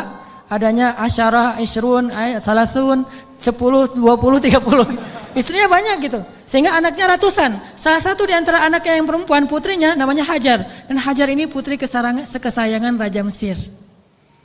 Dititipin kepada Ibrahim untuk jadi apa? Nyantri di rumah Ibrahim, belajar kebijaksanaan dari Ibrahim. Dititipin nih. Hajar juga cantik, tapi tetap Sarah paling cantik. Berangkat ke Palestina, bertiga sekarang, berempat. Ibrahim, Hajar, Sarah, Hajar dan Lut. Sampai di Palestina sekian tahun, Ibrahim gak dikaruniai anak dari Sarah. Akhirnya Sarah karena merasa tidak tega kepada suaminya dan suaminya sangat menginginkan anak laki-laki untuk meneruskan dakwahnya, Sarah nawarin kepada Ibrahim, Kang Ibra, wes. Kang Ibrahimovic kalau orang ini ya, kalau bola teh. Kang Ibra, apa neng? Ini Akang serius mau punya anak? Ya serius satu neng. Siapa juga yang gak mau punya anak? Ini mah kalau disundakan. Gimana kalau Akang nikah lagi? Tuh neng jangan bercanda tuh neng gitu. Malu-malu gitu ya. Ini senang dicerita yang gini-gini nih. Padahal saya bukan mau ngomongin ini ya tentang la haula wala quwata illa billah, cuman agak-agak banyak gimmicknya. Jangan bercanda, udah nggak usah ngomong yang gitu-gitu, nggak lucu. Ini emang nggak lucu Kang, serius. Sambil menitikkan air mata ya. Enggak. Terus maksudnya gimana? Gimana kalau dengan Hajar? Hajar udah belajar lama dengan Ibrahim dan udah ketahuan oleh Sarah Hajar ini perempuan yang soleha, yang baik, yang bijaksana, cocok insya Allah untuk Ibrahim dan dia lebih muda jauh. Akhirnya Nabi Ibrahim meminta petunjuk dari Allah. Kalau di kita mah sholat galau teh istikharah. Sholat galau dulu. Kalau dulu Nabi Ibrahim minta petunjuk Allah, akhirnya Allah menyetujui. Ya udah, Sarah udah dapat petunjuk dari Allah. Gimana jawaban Allah? Ya aku sih terserah kamu. Atau aku sih yes, nggak tahu kalau kamu gitu ya. Ya udah kalau Mas Anang yes, saya juga yes gitu. Akhirnya yes, nikah nih sama Hajar. Udah nikah sama Hajar, langsung Hajar mengandung anak Ismail. Maka kami berikan kepada dia Ismail, anak yang ghulaman halima, anak ghulamun halim, anak yang sangat lemah lembut dan cerdas dan perasaannya peka gitu. Itulah Ismail. Sangat sabar. Punya Ismail kecil, namanya calon nabi kan ganteng. Nih by the way lagi ya, gak ada nabi yang jelek. Semua nabi itu keren. Maka insya Allah dai-dai juga para pewaris nabi harus keren. Ini maksudnya apa sih? Nabi itu semuanya keren gitu ya. Jadi jangan pernah ngebayangin ada nabi yang biasa-biasa aja, tua, jelek. Semua nabi itu keren-keren karena dia dutanya langit. Kita duta produk aja cari artis yang paling keren kan? Apalagi Allah nyari dutanya langit. Keren. Ismail kecil tuh udah luar biasa. Aura kenabiannya tuh udah kelihatan. Sehingga akhirnya membuat Sarah, ini mungkin ada benarnya juga kata orang dulu. Kalau pengen punya anak, maka suaminya suruh nikah lagi, punya anak, nanti kepancing. Yang pertama akan punya anak. Ternyata Sarah akhirnya hamil juga kan? Nah Ismail kecil. Ibrahim senang banget punya anak laki-laki, digendong-gendong kayak Nabi Muhammad aja, naik ke atas punggungnya, dibawa kemana-mana, dibangga-banggakan kepada orang. Ini anak saya laki-laki, Ismail anaknya Hajar segala macam. Dan banyak tetangga memuji-muji Hajar. Nah ini nih, masalahnya bukan di suami istri tapi di tetangga yang bikin istrinya cemburu. Sarah mah pasti awalnya niatnya baik, gak akan cemburu. Tapi gara-gara tetangga, Hajar hebat ya, udah punya anak ganteng, mirip banget dengan Hajar gitu-gitu. Akhirnya Sarah kan jadi panas juga lama-lama tuh. Nah wajar, akhirnya Sarah mengusulkan, janganlah tinggal dengan serumah dengan saya udah gak tahan. Hening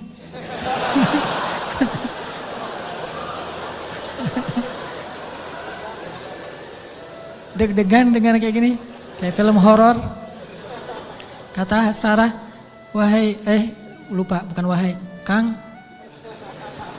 Ibra, Neng teh udah gak tahan serumah sama Hajar. Kenapa tuh Neng? Ya semua tetangga muji-muji Hajar. Aduh Neng teh apa itulah? Oh ya udah, minta lagi petunjuk Allah. Akhirnya Allah kasih perintah. Perintahnya apa? Pindah rumah. Tapi nggak tanggung-tanggung, pindah kota, pindah negara dari Palestina ke Saudi Arabia. Dulu namanya Bakkah. Wahai Ibrahim, bawa Hajar dan anakmu ke sebuah lembah Bakkah. By the way, perjalanan dari Palestina ke Mekah butuh waktu 2 jam naik pesawat. 2 jam naik pesawat itu kurang lebih dari Jakarta ke Medan atau Jakarta Surabaya. Tapi Ibrahim tidak naik pesawat, tidak naik buruk, tidak naik onta, nggak naik kuda, jalan kaki. Apakah Hajar protes? Kemana Kang Ibra? Pokoknya ikut aja lah gitu. Oh iya udah ikut aja. Nggak pernah nanya kemana, ini saya aja tadi nanya. Nggak pernah nanya kemana ya Ibrahim. Nggak, kata Ibrahim, ya Hajar dapat perintah dari Allah kita ke lembah Bakkah. Ikut, ya sami'na wa ata'na. Nggak pernah nanya kemana, nggak pernah naik apa, terus bekalnya gimana, terus nggak ada rest area di mana aja, di kilometer berapa. Nggak, udah aja jalan gitu. Coba bayangin suami bawa istri, kadang-kadang kesasar muter-muter, istrinya langsung, wah papa nggak tahu jalan, pakai ini atuh GPS. Nggak sabar ya. Atau suami ngajak jalan kemana gitu, udah mama turun di mall ini aja, nanti dijemput lagi gitu kan, minta dijemput di mall. Kalau Hajar nggak, mau naik apa, kemana, sami'na wa ata'na kepada suami. Ini supaya Allah percaya sama Ibrahim dan Hajar. Jalan, kira-kira dari dari Jakarta ke Surabaya jalan kaki berapa lama? Atau naik skateboard aja deh. Jalan kaki berapa lama? Tebak aja deh, 1 bulan ya. Perjalanan 1 bulan. Gak ada rest area sama sekali. Makanannya apa yang dibawa sebagai bekal? Roti keras yang kalau dimakan itu harus direndam dulu dengan air. Saking kerasnya roti supaya awet gitu. Jadi kalau udah sampai di oasis kecil, Nabi Ibrahim turun duduk bersama istrinya, bersama bayinya, rendam roti dulu sambil ngobrol-ngobrol. Wah, padang pasir. Ya iyalah, apalagi gitu. Direndam nih roti sampai akhirnya rotinya udah agak lembut, makan. Hajar ngasih ke anaknya. Udah gitu jalan lagi sebulan, bayangin. Gak pernah nanya kemana sih Ibrahim, ini nyasar kemana sih kita, gak bawa peta gitu, enggak sama sekali, jalan aja. Sami'na wa ata'na. Begitu sampai di sebuah lembah yang kata Allah, biwadin ghairi dhi zar'in 'inda baitikal muharram. Di sebuah lembah yang tidak ada pohon apapun. Pohon yang di tempat lain di padang pasir aja tumbuh, ini enggak tumbuh sama sekali saking tandusnya. Udah sampai di lembah itu, kemudian Ibrahim mengatakan, disinilah tempat kita. Ini rumah kedua kita. Hajar nggak pernah banding-bandingin. Rumah Sarah enak tuh di Palestina. Kok saya ditaruh di sini? Enggak. Udah, oh iya, tinggal di sini teman Ismail. Dan nggak ngomong-ngomong juga, ini gara-gara Hajar, gara-gara Sarah nih. Nggak nyalahin Sarah, nggak nyalahin Ibrahim. Sami'na wa ata'na. Buktikan itu, biar Allah percaya sama kita. Kalau Allah percaya, Allah nggak akan ngecewain kita. Sami'na wa ata'na. Ya Ibrahim, ya tinggal di situ aja. Baru 3 hari tinggal di situ, akhirnya Ibrahim mengatakan di satu pagi, ya Hajar, aku harus kembali ke Palestina. Baru di situ Hajar tanya, setelah sebulan gak nanya apapun, taat aja. Baru ketika mau ditinggal di lembah yang gak ada air sama sekali, cuma ada air di dalam tempat dari kulit yang mereka punya, dan itu hanya bertahan 1 hari lagi. Tiba-tiba Ibrahim bilang mau pergi ke Palestina lagi. Baru di situ Hajar bertanya dengan lembut sekali, ya Ibrahim, kenapa kamu meninggalkan kami di sini? Nanyanya gitu. Mendengar pertanyaan ini Ibrahim gak tega dan langsung pergi. Gak menjawab, gak ngelihat, pergi aja. Melihat suaminya pergi, anaknya lagi digendong. Ibrahim Hajar gak pernah mengatakan kamu tega sama saya. Kalau kamu tega sama saya minimal jangan tega dong sama bayi saya. Sinetron banget ya. Ini sama bayi saya nih, bayi kita Ibrahim. Ini hasil cinta kita berdua gitu kan. Enggak sama sekali, enggak baper lah. Iman tuh mengalahkan baper. Ya Ibrahim, kenapa engkau tinggalkan kami di sini? Cuma sesingkat itu pertanyaannya, lembut lagi tuh, dan enggak marah-marah. Pokoknya kalau kamu pergi jangan balik lagi. Enggak gitu. Ibrahim enggak tega, akhirnya Ibrahim jalan aja. Begitu agak jauh Ibrahim jalan, baru Sarah nanya dengan pertanyaan yang benar. Allahu amaraka bihadza? Apakah Allah yang menyuruhmu begini? Allah, jadi kalau A-nya panjang itu artinya apakah Allah? Kalau Allahnya pendek berarti Allah aja. Jadi kalau kita azan jangan Allahu Akbar, Allahu Akbar. Apakah Allah Maha Besar? Itu salah ya. Makanya A-nya jangan kepanjangan, kecuali bertanya. Allah, A itu apakah? Makanya Hajar bilang Allahu amaraka bihadza? Apakah Allah yang menyuruhmu begini ya Ibrahim? Baru Ibrahim berhenti dan mengatakan ya. Ini setelahnya kalimatnya powerful banget. Apa kata Hajar? Idzan la yudayyi'anallah. Kalau gitu pergilah wahai suamiku, Allah gak akan mengecewakan kami. Coba. Baru Allah percaya sama Hajar. Kalau gitu pergilah suamiku, Allah gak akan mengecewakan kami. Jadi kita, Mah, Papa pergi dulu ya. Papa baru datang pergi lagi. Gak usah dijawab.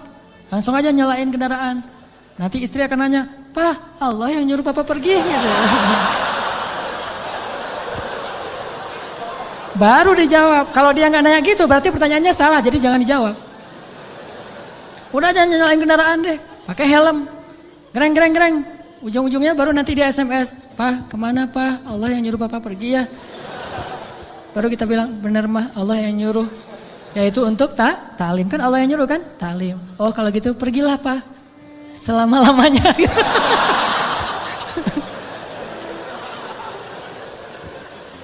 Allah gak akan mengecewakan kami, kata Hajar teh. Idzan la yudayyi'anallah. Kalau gitu Allah tidak akan mengecewakan kami. Itu kata kuncinya tuh.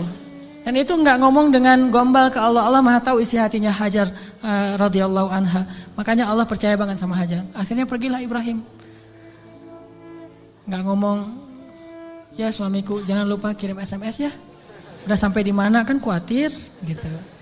Jangan lupa kirimin bekal setiap bulan 10 juta aja, gak usah banyak-banyak gitu. Gak ada bekal. Tahu berapa lama Ibrahim meninggalkan Hajar di situ? 13 tahun. Gak ada kabar, gak ada apa-apa. 13 tahun. Kalau kita mah baru keluar 13 jam mungkin. Wah udah curiga nih. Gak pulang-pulang 13 jam. Jangan-jangan pingsan lagi. 13 tahun gak pulang-pulang. Hajar ditinggalkan dengan air hanya bertahan 1 hari aja. Udah gitu Hajar gendong anaknya Ismail tinggal di situ berdua aja di tengah padang pasir. Gelap banget kalau malam dingin, kalau siang panas banget. Dinginnya itu saya karena lama tinggal di padang pasir. Gini-gini saya ini orang padang pasir ya. Jadi kalau malam dinginnya tuh sampai kayak jarum nusuk-nusuk ke kulit. Itu di padang pasir, dinginnya malam. Kalau pagi, kalau siang panasnya itu kayak kita dibakar. Ekstrim, bawa bayi. Hari pertama masih aman, masih bisa minum, rotinya direndam. Hari kedua habis air, Ismail menangis. Panik kan? Ini gimana nih? Air cari di mana? Lari-lari yang kita tahu, naik ke atas bukit. Di mana ada burung yang kalau ada burung berarti pertanda ada air. Nggak ada burung, tapi ngelihat genangan air, turun lari. Karena pengen mendapatkan air buat anaknya yang masih kecil. Sayang banget sama Ismail. Pas turun lari ternyata nggak ada apa-apa, naik lagi ke bukit berikutnya namanya Marwah, turun mondar-mandir. Kenapa sampai 7 kali di tempat yang sama? Saking paniknya. Ismail terus dari kejauhan terdengar suaranya menangis. Pas Hajar sampai di bukit Marwah, suara tangisan itu hilang. Mulailah Hajar was-was dan khawatir, jangan-jangan Ismail sudah meninggal karena kehausan. Akhirnya Hajar berlari ke arah Ismail. Ketika dia mendekat, dia melihat seorang laki-laki bertubuh yang gagah gitu. Dia pakai baju jubah berwarna putih, dia pakai sorban berwarna putih, seperti saya pulang dari masjid. Malaikat, kalau ini malaikat beneran. Kalau tadi kata anak kecil, oh malaikat lewat gitu. Kalau ini malaikat beneran. Dan dia memberi minuman kepada Ismail. Dialah Jibril alaihissalam. Tapi Hajar kan nggak tahu itu Jibril, dikirain orang yang mau perdagangan manusia atau apa gitu. Datang Hajar ke arah Ismail, tiba-tiba laki-laki itu menghilang, namanya juga malaikat, tling gitu aja hilang gitu. Udah hilang, dilihat di bawah kaki Ismail ada mata air yang kita sebut Zam-Zam. Minumlah, mulailah peradaban di situ. Dan Zam-Zam ini mata air paling ajaib di dunia. Paling berkah, seberkah susu ibu kepada anaknya. Kenapa saya bilang berkah? Dia keluar sesuai dengan kebutuhan. Ketika jamaah haji ramai di kota Mekah sampai 3 juta orang, mereka tidak kekurangan air Zam-Zam. Masing-masing minum, setiap datang ke masjid minum Zam-Zam, pulang dari masjid minum Zam-Zam, pulang ke kampung halaman bawa Zam-Zam 1 liter, 5 liter, 10 liter, kan? 3 juta orang, tapi nggak pernah kurang dan nggak pernah kering air Zam-Zamnya. Keluar terus untuk 3 juta orang. Begitu musim haji selesai, Zulhijjah berlalu, berganti dengan bulan Muharram, di stoplah haji dan belum dibuka visa umroh, sehingga Mekah sepi. Kalau kita umroh di waktu itu, yaitu umroh transit, kita bisa cium Hajar Aswad setiap kali kita putaran tawaf, saking sepinya. Tapi air Zam-Zam tidak membanjiri kota Mekah. Kalau lagi rame, keluar banyak. Kalau lagi sedikit, keluar sedikit. Air yang sangat berkah, keajaiban dari Allah. Akhirnya tinggallah di situ. Yang luar biasa, 13 tahun tidak dijenguk oleh suaminya, Hajar nggak pernah ngejelek-jelekin ayahnya Ismail di hadapan Ismail. Kamu harus tahu, kamu nggak boleh seperti ayahmu nanti kalau udah gede. Enggak sama sekali. Ini imajinasi sejarah ya, biar kita tahu gimana sebenarnya Hajar. Saya nggak, walaupun ini agak herai tapi serius. Biar kita kebayang gimana solehahnya Hajar. Kan bisa aja normalnya perempuan akan bilang, pokoknya mama kecewa banget. Jangan sampai kamu mengulangi ini kepada istrimu. Hati perempuan. Gak pernah ngomong kayak gitu. Padahal pantas gak sih Hajar kecewa? Pantas ya, 13 tahun gak ada berita. Dan secara fikih itu udah bisa meminta cerai loh. Secara fikih udah bisa khulu itu minta cerai kepada hakim. Tapi Hajar tidak sama sekali menjelekkan Ibrahim di hadapan anaknya. Apa buktinya? Ketika 13 tahun kemudian datang Ibrahim, Ismail akrab-akrab aja sama ayahnya. Ayah gitu. Oh ini nih mah orangnya nih mah. Nah. Wah udah nih, kan Ismail udah gede, 13 tahun orang Arab mah kan beda sama kita, 13 tahun kita kan masih culun. 13 tahunnya orang Arab itu udah memimpin pasukan seperti Usamah bin Zaid, cucunya Rasulullah, cucu angkat, udah memimpin pasukan tuh 13 tahun usianya. Jadi udah gagah, dan bahasa Allah itu ketika Ismail sudah berusia sebaya, artinya udah gagah gitu. Coba, Ibrahim waktu itu usianya berapa? 101 tahun. Ketemu kakek-kakek 101 tahun, mah yang mana orangnya? Ini. Kan bisa aja kan? Enggak.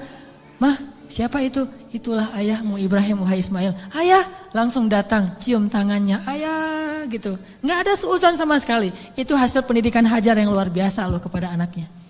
Dan bukti yang lebih berat lagi, 3 hari kemudian Ibrahim mimpi menyembelih anaknya. Dan tahukah kita apa jawaban anak itu? Wahai ayahku tersayang. Bahasanya, ya abati. Bukan, ya terserah ayah deh. 13 tahun ditinggalin, sekarang mau nyembelih lagi. Ini bukan hasil pendidikan Ibrahim nih. Ini anak hasil pendidikan Hajar banget nih. Bukan Ibrahim yang mendidik dia, tetapi Hajar. Ibrahim mendoakan dia. Pelajarannya apa? Pendidikan anak yang paling berpengaruh itu dari ibu.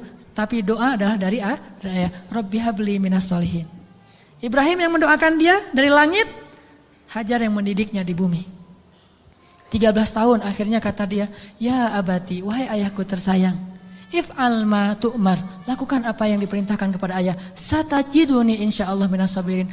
Akan engkau dapati aku termasuk orang yang bersabar. Jadi gak mau nyusahin ayahnya dalam menjalankan perintah Allah. Dia tahu ayah yang Nabi. Jadi jangan sampai ayah saya susah gara-gara saya yang gak rela. Saya rela banget wahai ayah. Yang penting ayah tahan sama Allah. Saya akan bersabar wahai ayah. Coba kalau Ismail bilang, apa gak salah ya? Kok mimpinya aneh-aneh gitu? Pasti godaan setan deh. Gitu kan? Atau yang lebih ekstrim lagi, ayah tega, udah ninggalin mama sekarang mau nyembelih saya. Wah, ini bener nih ya, ayah nih. Pasti nih bukan nabi dan segala macam. Enggak marah-marah sama ayahnya. Udah aja sami'na wa ata'na. Ismail lah gitu. Anak seorang siddiq, anak seorang ibu yang siddiqah, anak seorang ayah yang siddiq dan melahirkan anak juga yang siddiq. Dan itu bukan basa-basi ya, benar-benar dibawa ke sebuah jabal kurban namanya bukit di daerah Arafah. Di sana Ibrahim udah mengasah parang, golok. Ketika ngeliat golok, Ismail nggak bilang, ternyata serius ya? Kirain tadi main-main gitu. Enggak, serius. Ismail tahu, udah ditidurkan Ismail. Sebelum ditidurkan Ismail curhat dulu sama ayahnya. Ya ayah, ya abati. Abati itu panggilan lembut. Kalau yang biasa ya abi. Jadi kalau kita bilang abi itu biasa. Kalau mau lebih lembut, abati itu lembut banget. Wahai ayahku tersayang. Ya abati. Supaya ayah tidak berat hati dalam melakukan perintah ini, tolong tutuplah wajah saya, biar ayah gak ngelihat wajah saya. Takut kasihan. Oh ya, ditutup. Wahai ayah, tutup tubuh ayah dengan kain, supaya darah saya tidak mengenai baju ayah dan dilihat oleh ibu, nanti ibu jadi sedih. Ditutup. Wahai ayah, sampaikan salam saya ke ibu. Saya sayang sekali kepada ibu. Coba gimana hati seorang ayah. Terakhir, ayah, tajamkan pisau itu supaya memudahkan saya. Berarti yakin banget kan? Gak ada sama sekali kepikiran oleh Ismail, tenanglah ntar diganti dengan domba. Gak kepikiran.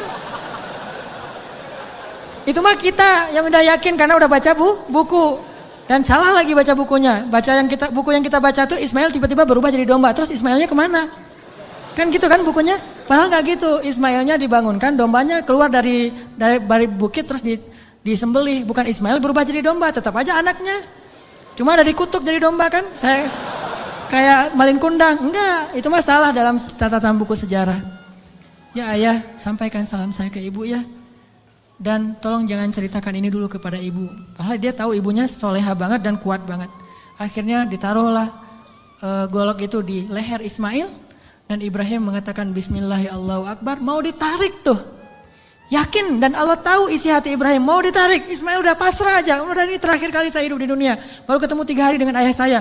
Pas mau ditarik, Allah tahan tangannya Ibrahim seperti orang stroke, gak bisa gerak gitu. Baru Allah berfirman, Ya Ibrahim, qad saddaqtar ru'ya. Engkau sudah membenarkan perintah. Allah udah percaya sama Ibrahim sekarang. Ditahan, akhirnya kata Allah, angkat Ismail. Ini adalah balaun mubin, inilah ujian yang berat untuk melihat siapa yang benar-benar beriman. Gitu cara Allah percaya sama kita.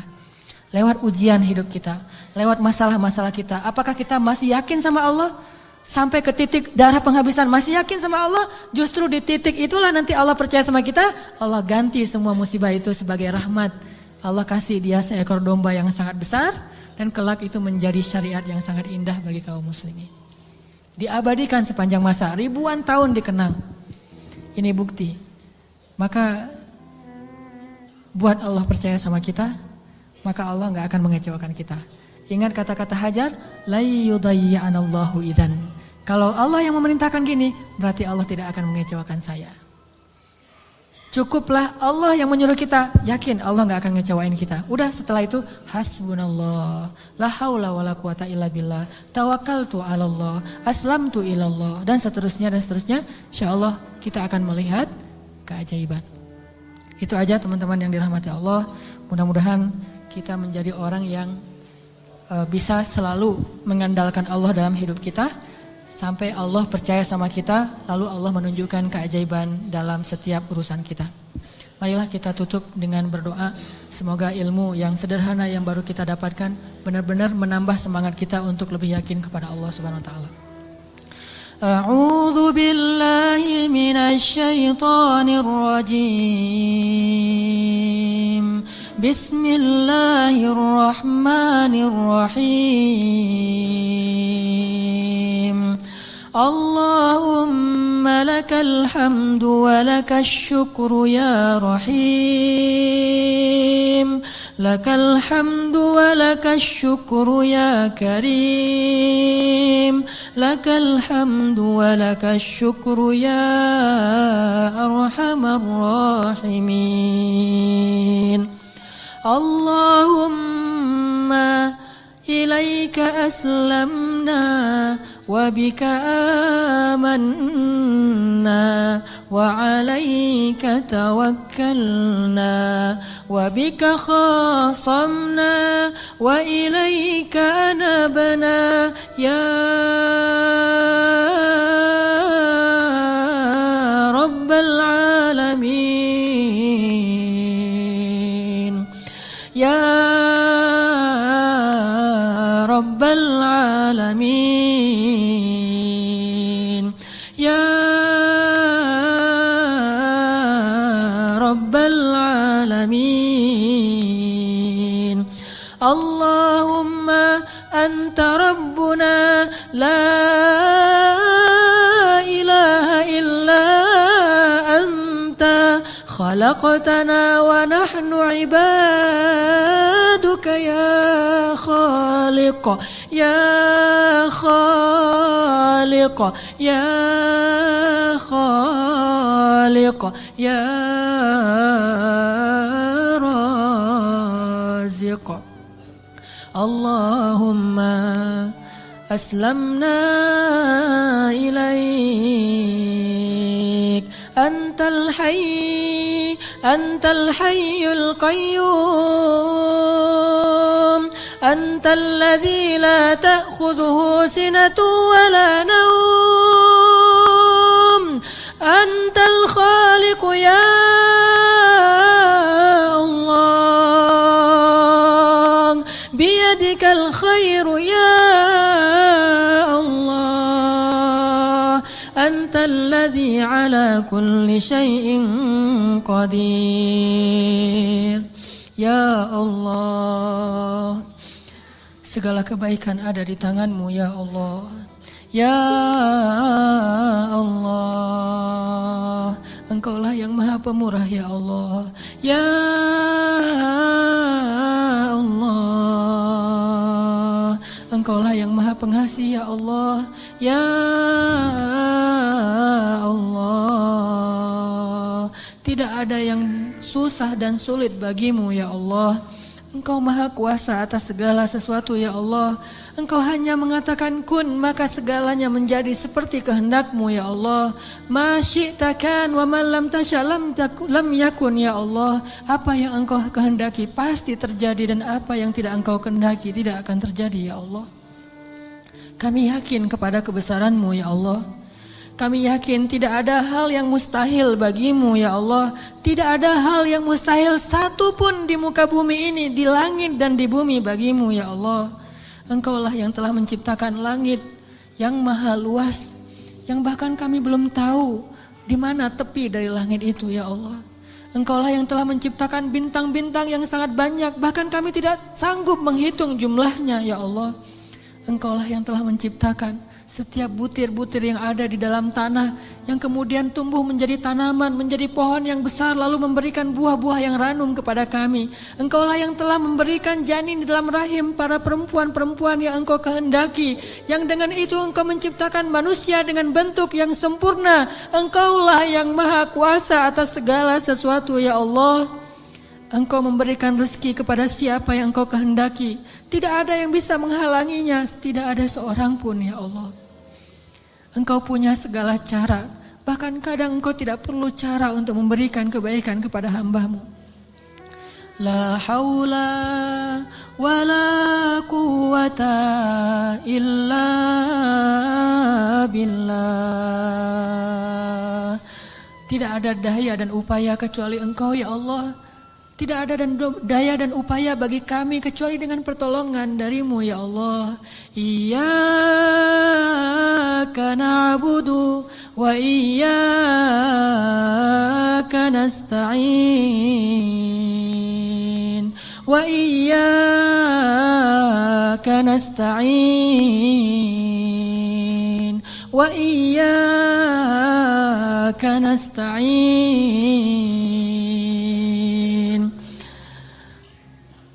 Ya Allah, sesungguhnya salat kami, ibadah kami, ruku dan sujud kami, hidup kami persembahkan untuk-Mu ya Allah. Ajarkan kami untuk tulus dalam mengatakan kalimat yang mulia itu ya Allah, sehingga benar-benar kami menyerahkan hidup dan mati kami kepadamu ya Allah.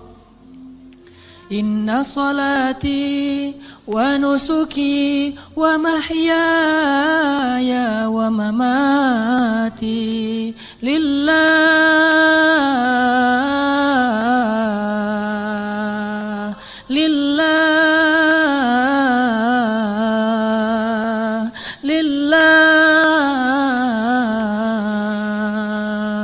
wa mahyaya wa mamati lillahi rabbil alamin. Ya Allah ya Arhamar Rahimin, kuatkanlah hati kami dalam keimanan ya Allah. Kami tidak tahu bagaimana keadaan kami di akhir hayat kami nanti. Bisa jadi saat ini kami menjadi orang-orang yang dekat kepadamu, tiba-tiba di akhir hayat kami menjauh darimu, dan tidak ada yang bisa menyelamatkan kami hari itu kecuali Engkau ya Allah. Bisa jadi sekarang kami rajin ke masjid, sholat berjamaah, tetapi di akhir hayat kami berputus asa sehingga kami meninggalkan panggilanmu ya Allah. Kami berlindung kepadamu ya Allah dari kelemahan diri kami sendiri ya Allah. Kami tahu Nabi-Mu pernah bersabda, bisa jadi seseorang sepanjang hidupnya beramal solih, amal ahli surga sampai jaraknya dengan surga hanya sejengkal saja, tetapi berlalulah ketetapan yang lain sehingga dia mati dalam keadaan syirik dan kufur dan masuklah dia ke neraka. Kami berlindung kepadamu dari keadaan orang seperti itu ya Allah. Tidak ada yang bisa menjamin kami selamat. Bukan ibadah kami, bukan sholat, bukan sujud, bukan rukuh kami, bukan kesolehan kami. Bahkan orang yang paling soleh seperti seorang laki-laki Bani Israel bisa kufur dan akhirnya su'ul khatimah di akhir hayatnya ya Allah. Hanya Engkau yang bisa menjamin akhir hayat kami ya Allah. Kami belum merasa aman meskipun sekarang kami bersyukur mendapatkan hidayah untuk berhijrah. Tetapi tidak ada yang menjamin kami bisa istiqomah seperti ini sampai akhir hayat ya Allah. Ya muqallibal qulub, ya muqallibal qulub, tsabbit qulubana. Wahai yang membolak-balikan hati, tetapkanlah hati kami dalam keimanan ya Allah. Tetapkanlah hati kami dalam keimanan ya Allah sampai akhir hayat kami, agar kami bisa menutup usia kami dengan kalimat la ilaha illallah, dan hanya itulah jaminan bagi kami untuk selamat di akhirat ya Allah. Ya Arhamar Rahimin, kami kadang pernah melihat saudara-saudara kami yang Engkau uji dengan sakit yang amat berat, dan mereka bersabar menghadapi ujian itu. Mereka miskin, lalu Engkau uji dengan sakit yang bahkan banyak para dokter mengatakan mungkin tidak akan sembuh lagi, dan mereka hampir tidak punya harapan untuk sembuh, tetapi mereka bersabar dan ridha dengan ketetapan-Mu. Lalu kami menyadari, bagaimana jika kami yang Engkau berikan ujian seperti itu? Apakah kami akan sabar atau kami akan berputus asa ya Allah? Ketika kami harus merasakan sakit 24 jam dalam sehari yang luar biasa rasanya, apakah kami akan bersabar atau kami berputus asa sehingga kami datang kepada para dukun atau akan bunuh diri dalam keadaan kufur ya Allah? Tidak ada yang menjamin kami akan kuat pada hari itu kecuali Engkau ya Allah. Wahai yang menggenggam hati hamba-hambanya, genggam eratlah hati kami dalam kasih sayang dan hidayah-Mu ya Allah. Kami berserah diri kepadamu ya Allah. Ya Arhamar Rahimin, jangan biarkan kami tergelincir ketika kami mendapatkan ujian-ujian yang sesungguhnya ujian itu agar Engkau percaya kepada keimanan kami. Sadarkanlah kami selalu, agar kami selalu percaya bahwa ujian adalah agar kami membuktikan keimanan kami kepadamu, sehingga kami bisa bertahan dalam ujian itu ya Allah. Kuatkanlah kesabaran kami ya Allah. Lapangkanlah dada kami ya Allah. Bimbinglah pikiran kami agar selalu berhusnuzon kepadamu dan kepada hambamu ya Allah. Ya Arhamar Rahimin, bantulah kami dalam segala masalah kami ya Allah. Engkaulah yang maha pemberi rezeki, limpahkanlah rezeki yang halal bagi kami ya Allah. Tidaklah kami meninggalkan pekerjaan yang menurut syariat agamamu itu haram, kecuali karena kami takut kepadamu ya Allah. Dan kami yakin engkau menyediakan yang lebih baik setelah kami berhijrah dari pekerjaan yang haram itu ya Allah. Kami percaya dan yakin. Maka tunjukkanlah keajaiban kepada kami, beri kami rezeki yang lebih baik setelah kami meninggalkan yang syubhat. Ya Arhamar Rahimin, di antara kami ada yang berharap sekali engkau anugerahkan keluarga yang menyejukkan mata. Anugerahkanlah keajaiban kepada kami, berikan kepada kami pasangan-pasangan yang menyejukkan hati kami. Mungkin kami mencintai seseorang karenamu, tetapi dia tidak tahu tentang perasaan kami. Beritahu kepadanya ya Allah, karena tidak tahu bagaimana cara kami mendekatinya kecuali mendekat kepada Rabb-Nya ya Allah. Engkaulah Rabb hati segala makhlukmu ya Allah. Ya Allah, jadikanlah kami termasuk orang-orang yang engkau bimbing perasaannya agar selalu mencintai yang engkau cintai ya Allah. Ya Arhamar Rahimin, anugerahkanlah juga untuk kami. Jika di antara kami ada yang sedang sakit, beri kami kesabaran dan kesembuhan ya Allah. Jika di antara kami ada yang telah wafat, maka rahmatilah saudara kami yang telah kembali kepadamu ya Allah. Ya Arhamar Rahimin, ampunkanlah dosa ayah dan ibu kami ya Allah. Bagaimanapun juga, karena jerih payah, keringat, darah, air mata mereka kami tumbuh menjadi orang yang seperti sekarang ini ya Allah. Menjadi orang yang insya Allah dengan seizinmu menjadi orang yang bahagia ya Allah. Karena perjuangan orang tua kami lah akhirnya kami bisa hidup layak ya Allah. Walaupun kami sering mengkufur dan mengingkari kebaikan orang tua kami ya Allah. Ya Arhamar Rahimin, kami tidak sanggup membalas kebaikan orang tua kami. Kami hanya mampu mendoakan kebaikan untuk mereka ya Allah. Ampunkanlah dosa ibu kami ya Allah. Ampunkanlah dosa ayah kami ya Allah. Ampunkanlah dosa guru-guru kami ya Allah. Ampunkanlah dosa pasangan kami, suami dan istri kami ya Allah. Ampunkanlah dosa anak-anak kami ya Allah. Ya Arhamar Rahimin, tunjukkanlah mujizat-Mu untuk kaum muslimin di Gaza. Tunjukkanlah mujizat-Mu untuk kaum muslimin di Palestina. Tunjukkanlah pertolongan-Mu seperti Engkau menolong Ahlu Badar dengan menurunkan ribuan malaikat kepada kaum muslimin di Suriah ya Allah. Tidak sulit bagimu untuk menolong saudara-saudara kami yang ada di Suriah. Senjata-senjata orang kafir tidak ada apa-apanya dibandingkan kebesaran-Mu ya Allah. Kami percaya kepada kemahaagungan dan kekuatan-Mu yang tidak ada bandingannya ya Allah. Engkau dengan mudah menghancurkan pasukan Ahzab. Engkau dengan mudah membobol benteng-benteng Konstantinopel. Engkau dengan mudah menghancurkan orang-orang kafir di padang Badar. Engkau dengan mudah menghancurkan benteng-benteng Yahudi di Khaybar. Mudah bagimu ya Allah. Sangat mudah bagimu untuk menghancurkan orang-orang yang memusuhi kaum muslimin. Tapi kami sadar, jika Engkau memberikan ujian kepada kaum muslimin hari ini, sesungguhnya Engkau menginginkan agar kami menunjukkan persaudaraan di antara kami. Agar kaum muslimin yang ada di Indonesia berempati dan mereka mau membantu saudaranya di Palestina, Suriah, Irak, Yaman, dan di seluruh dunia ya Allah. Engkau ingin menghubungkan hati-hati kaum muslimin dengan ujian ini. Kami tahu ya Allah. Tetapi kami tetap berharap bantuan dan kasih sayang-Mu ya Allah. Sadarkanlah kaum muslimin.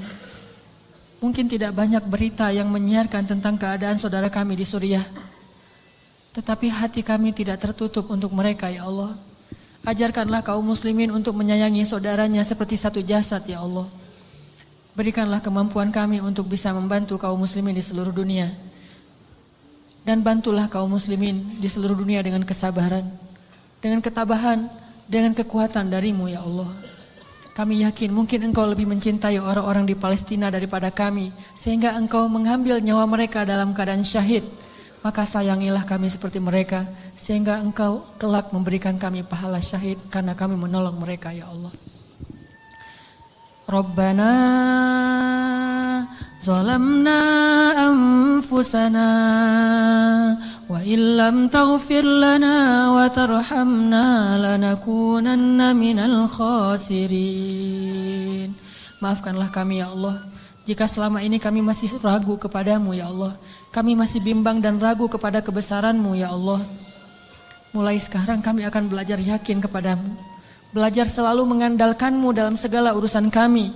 Kami tidak akan bergantung kepada makhluk. Kami bergantung kepadamu. Kalaupun kami menggunakan makhluk, kami bekerja sama dengan manusia, itu karena perintahmu, bukan karena kami ragu kepadamu, ya Allah.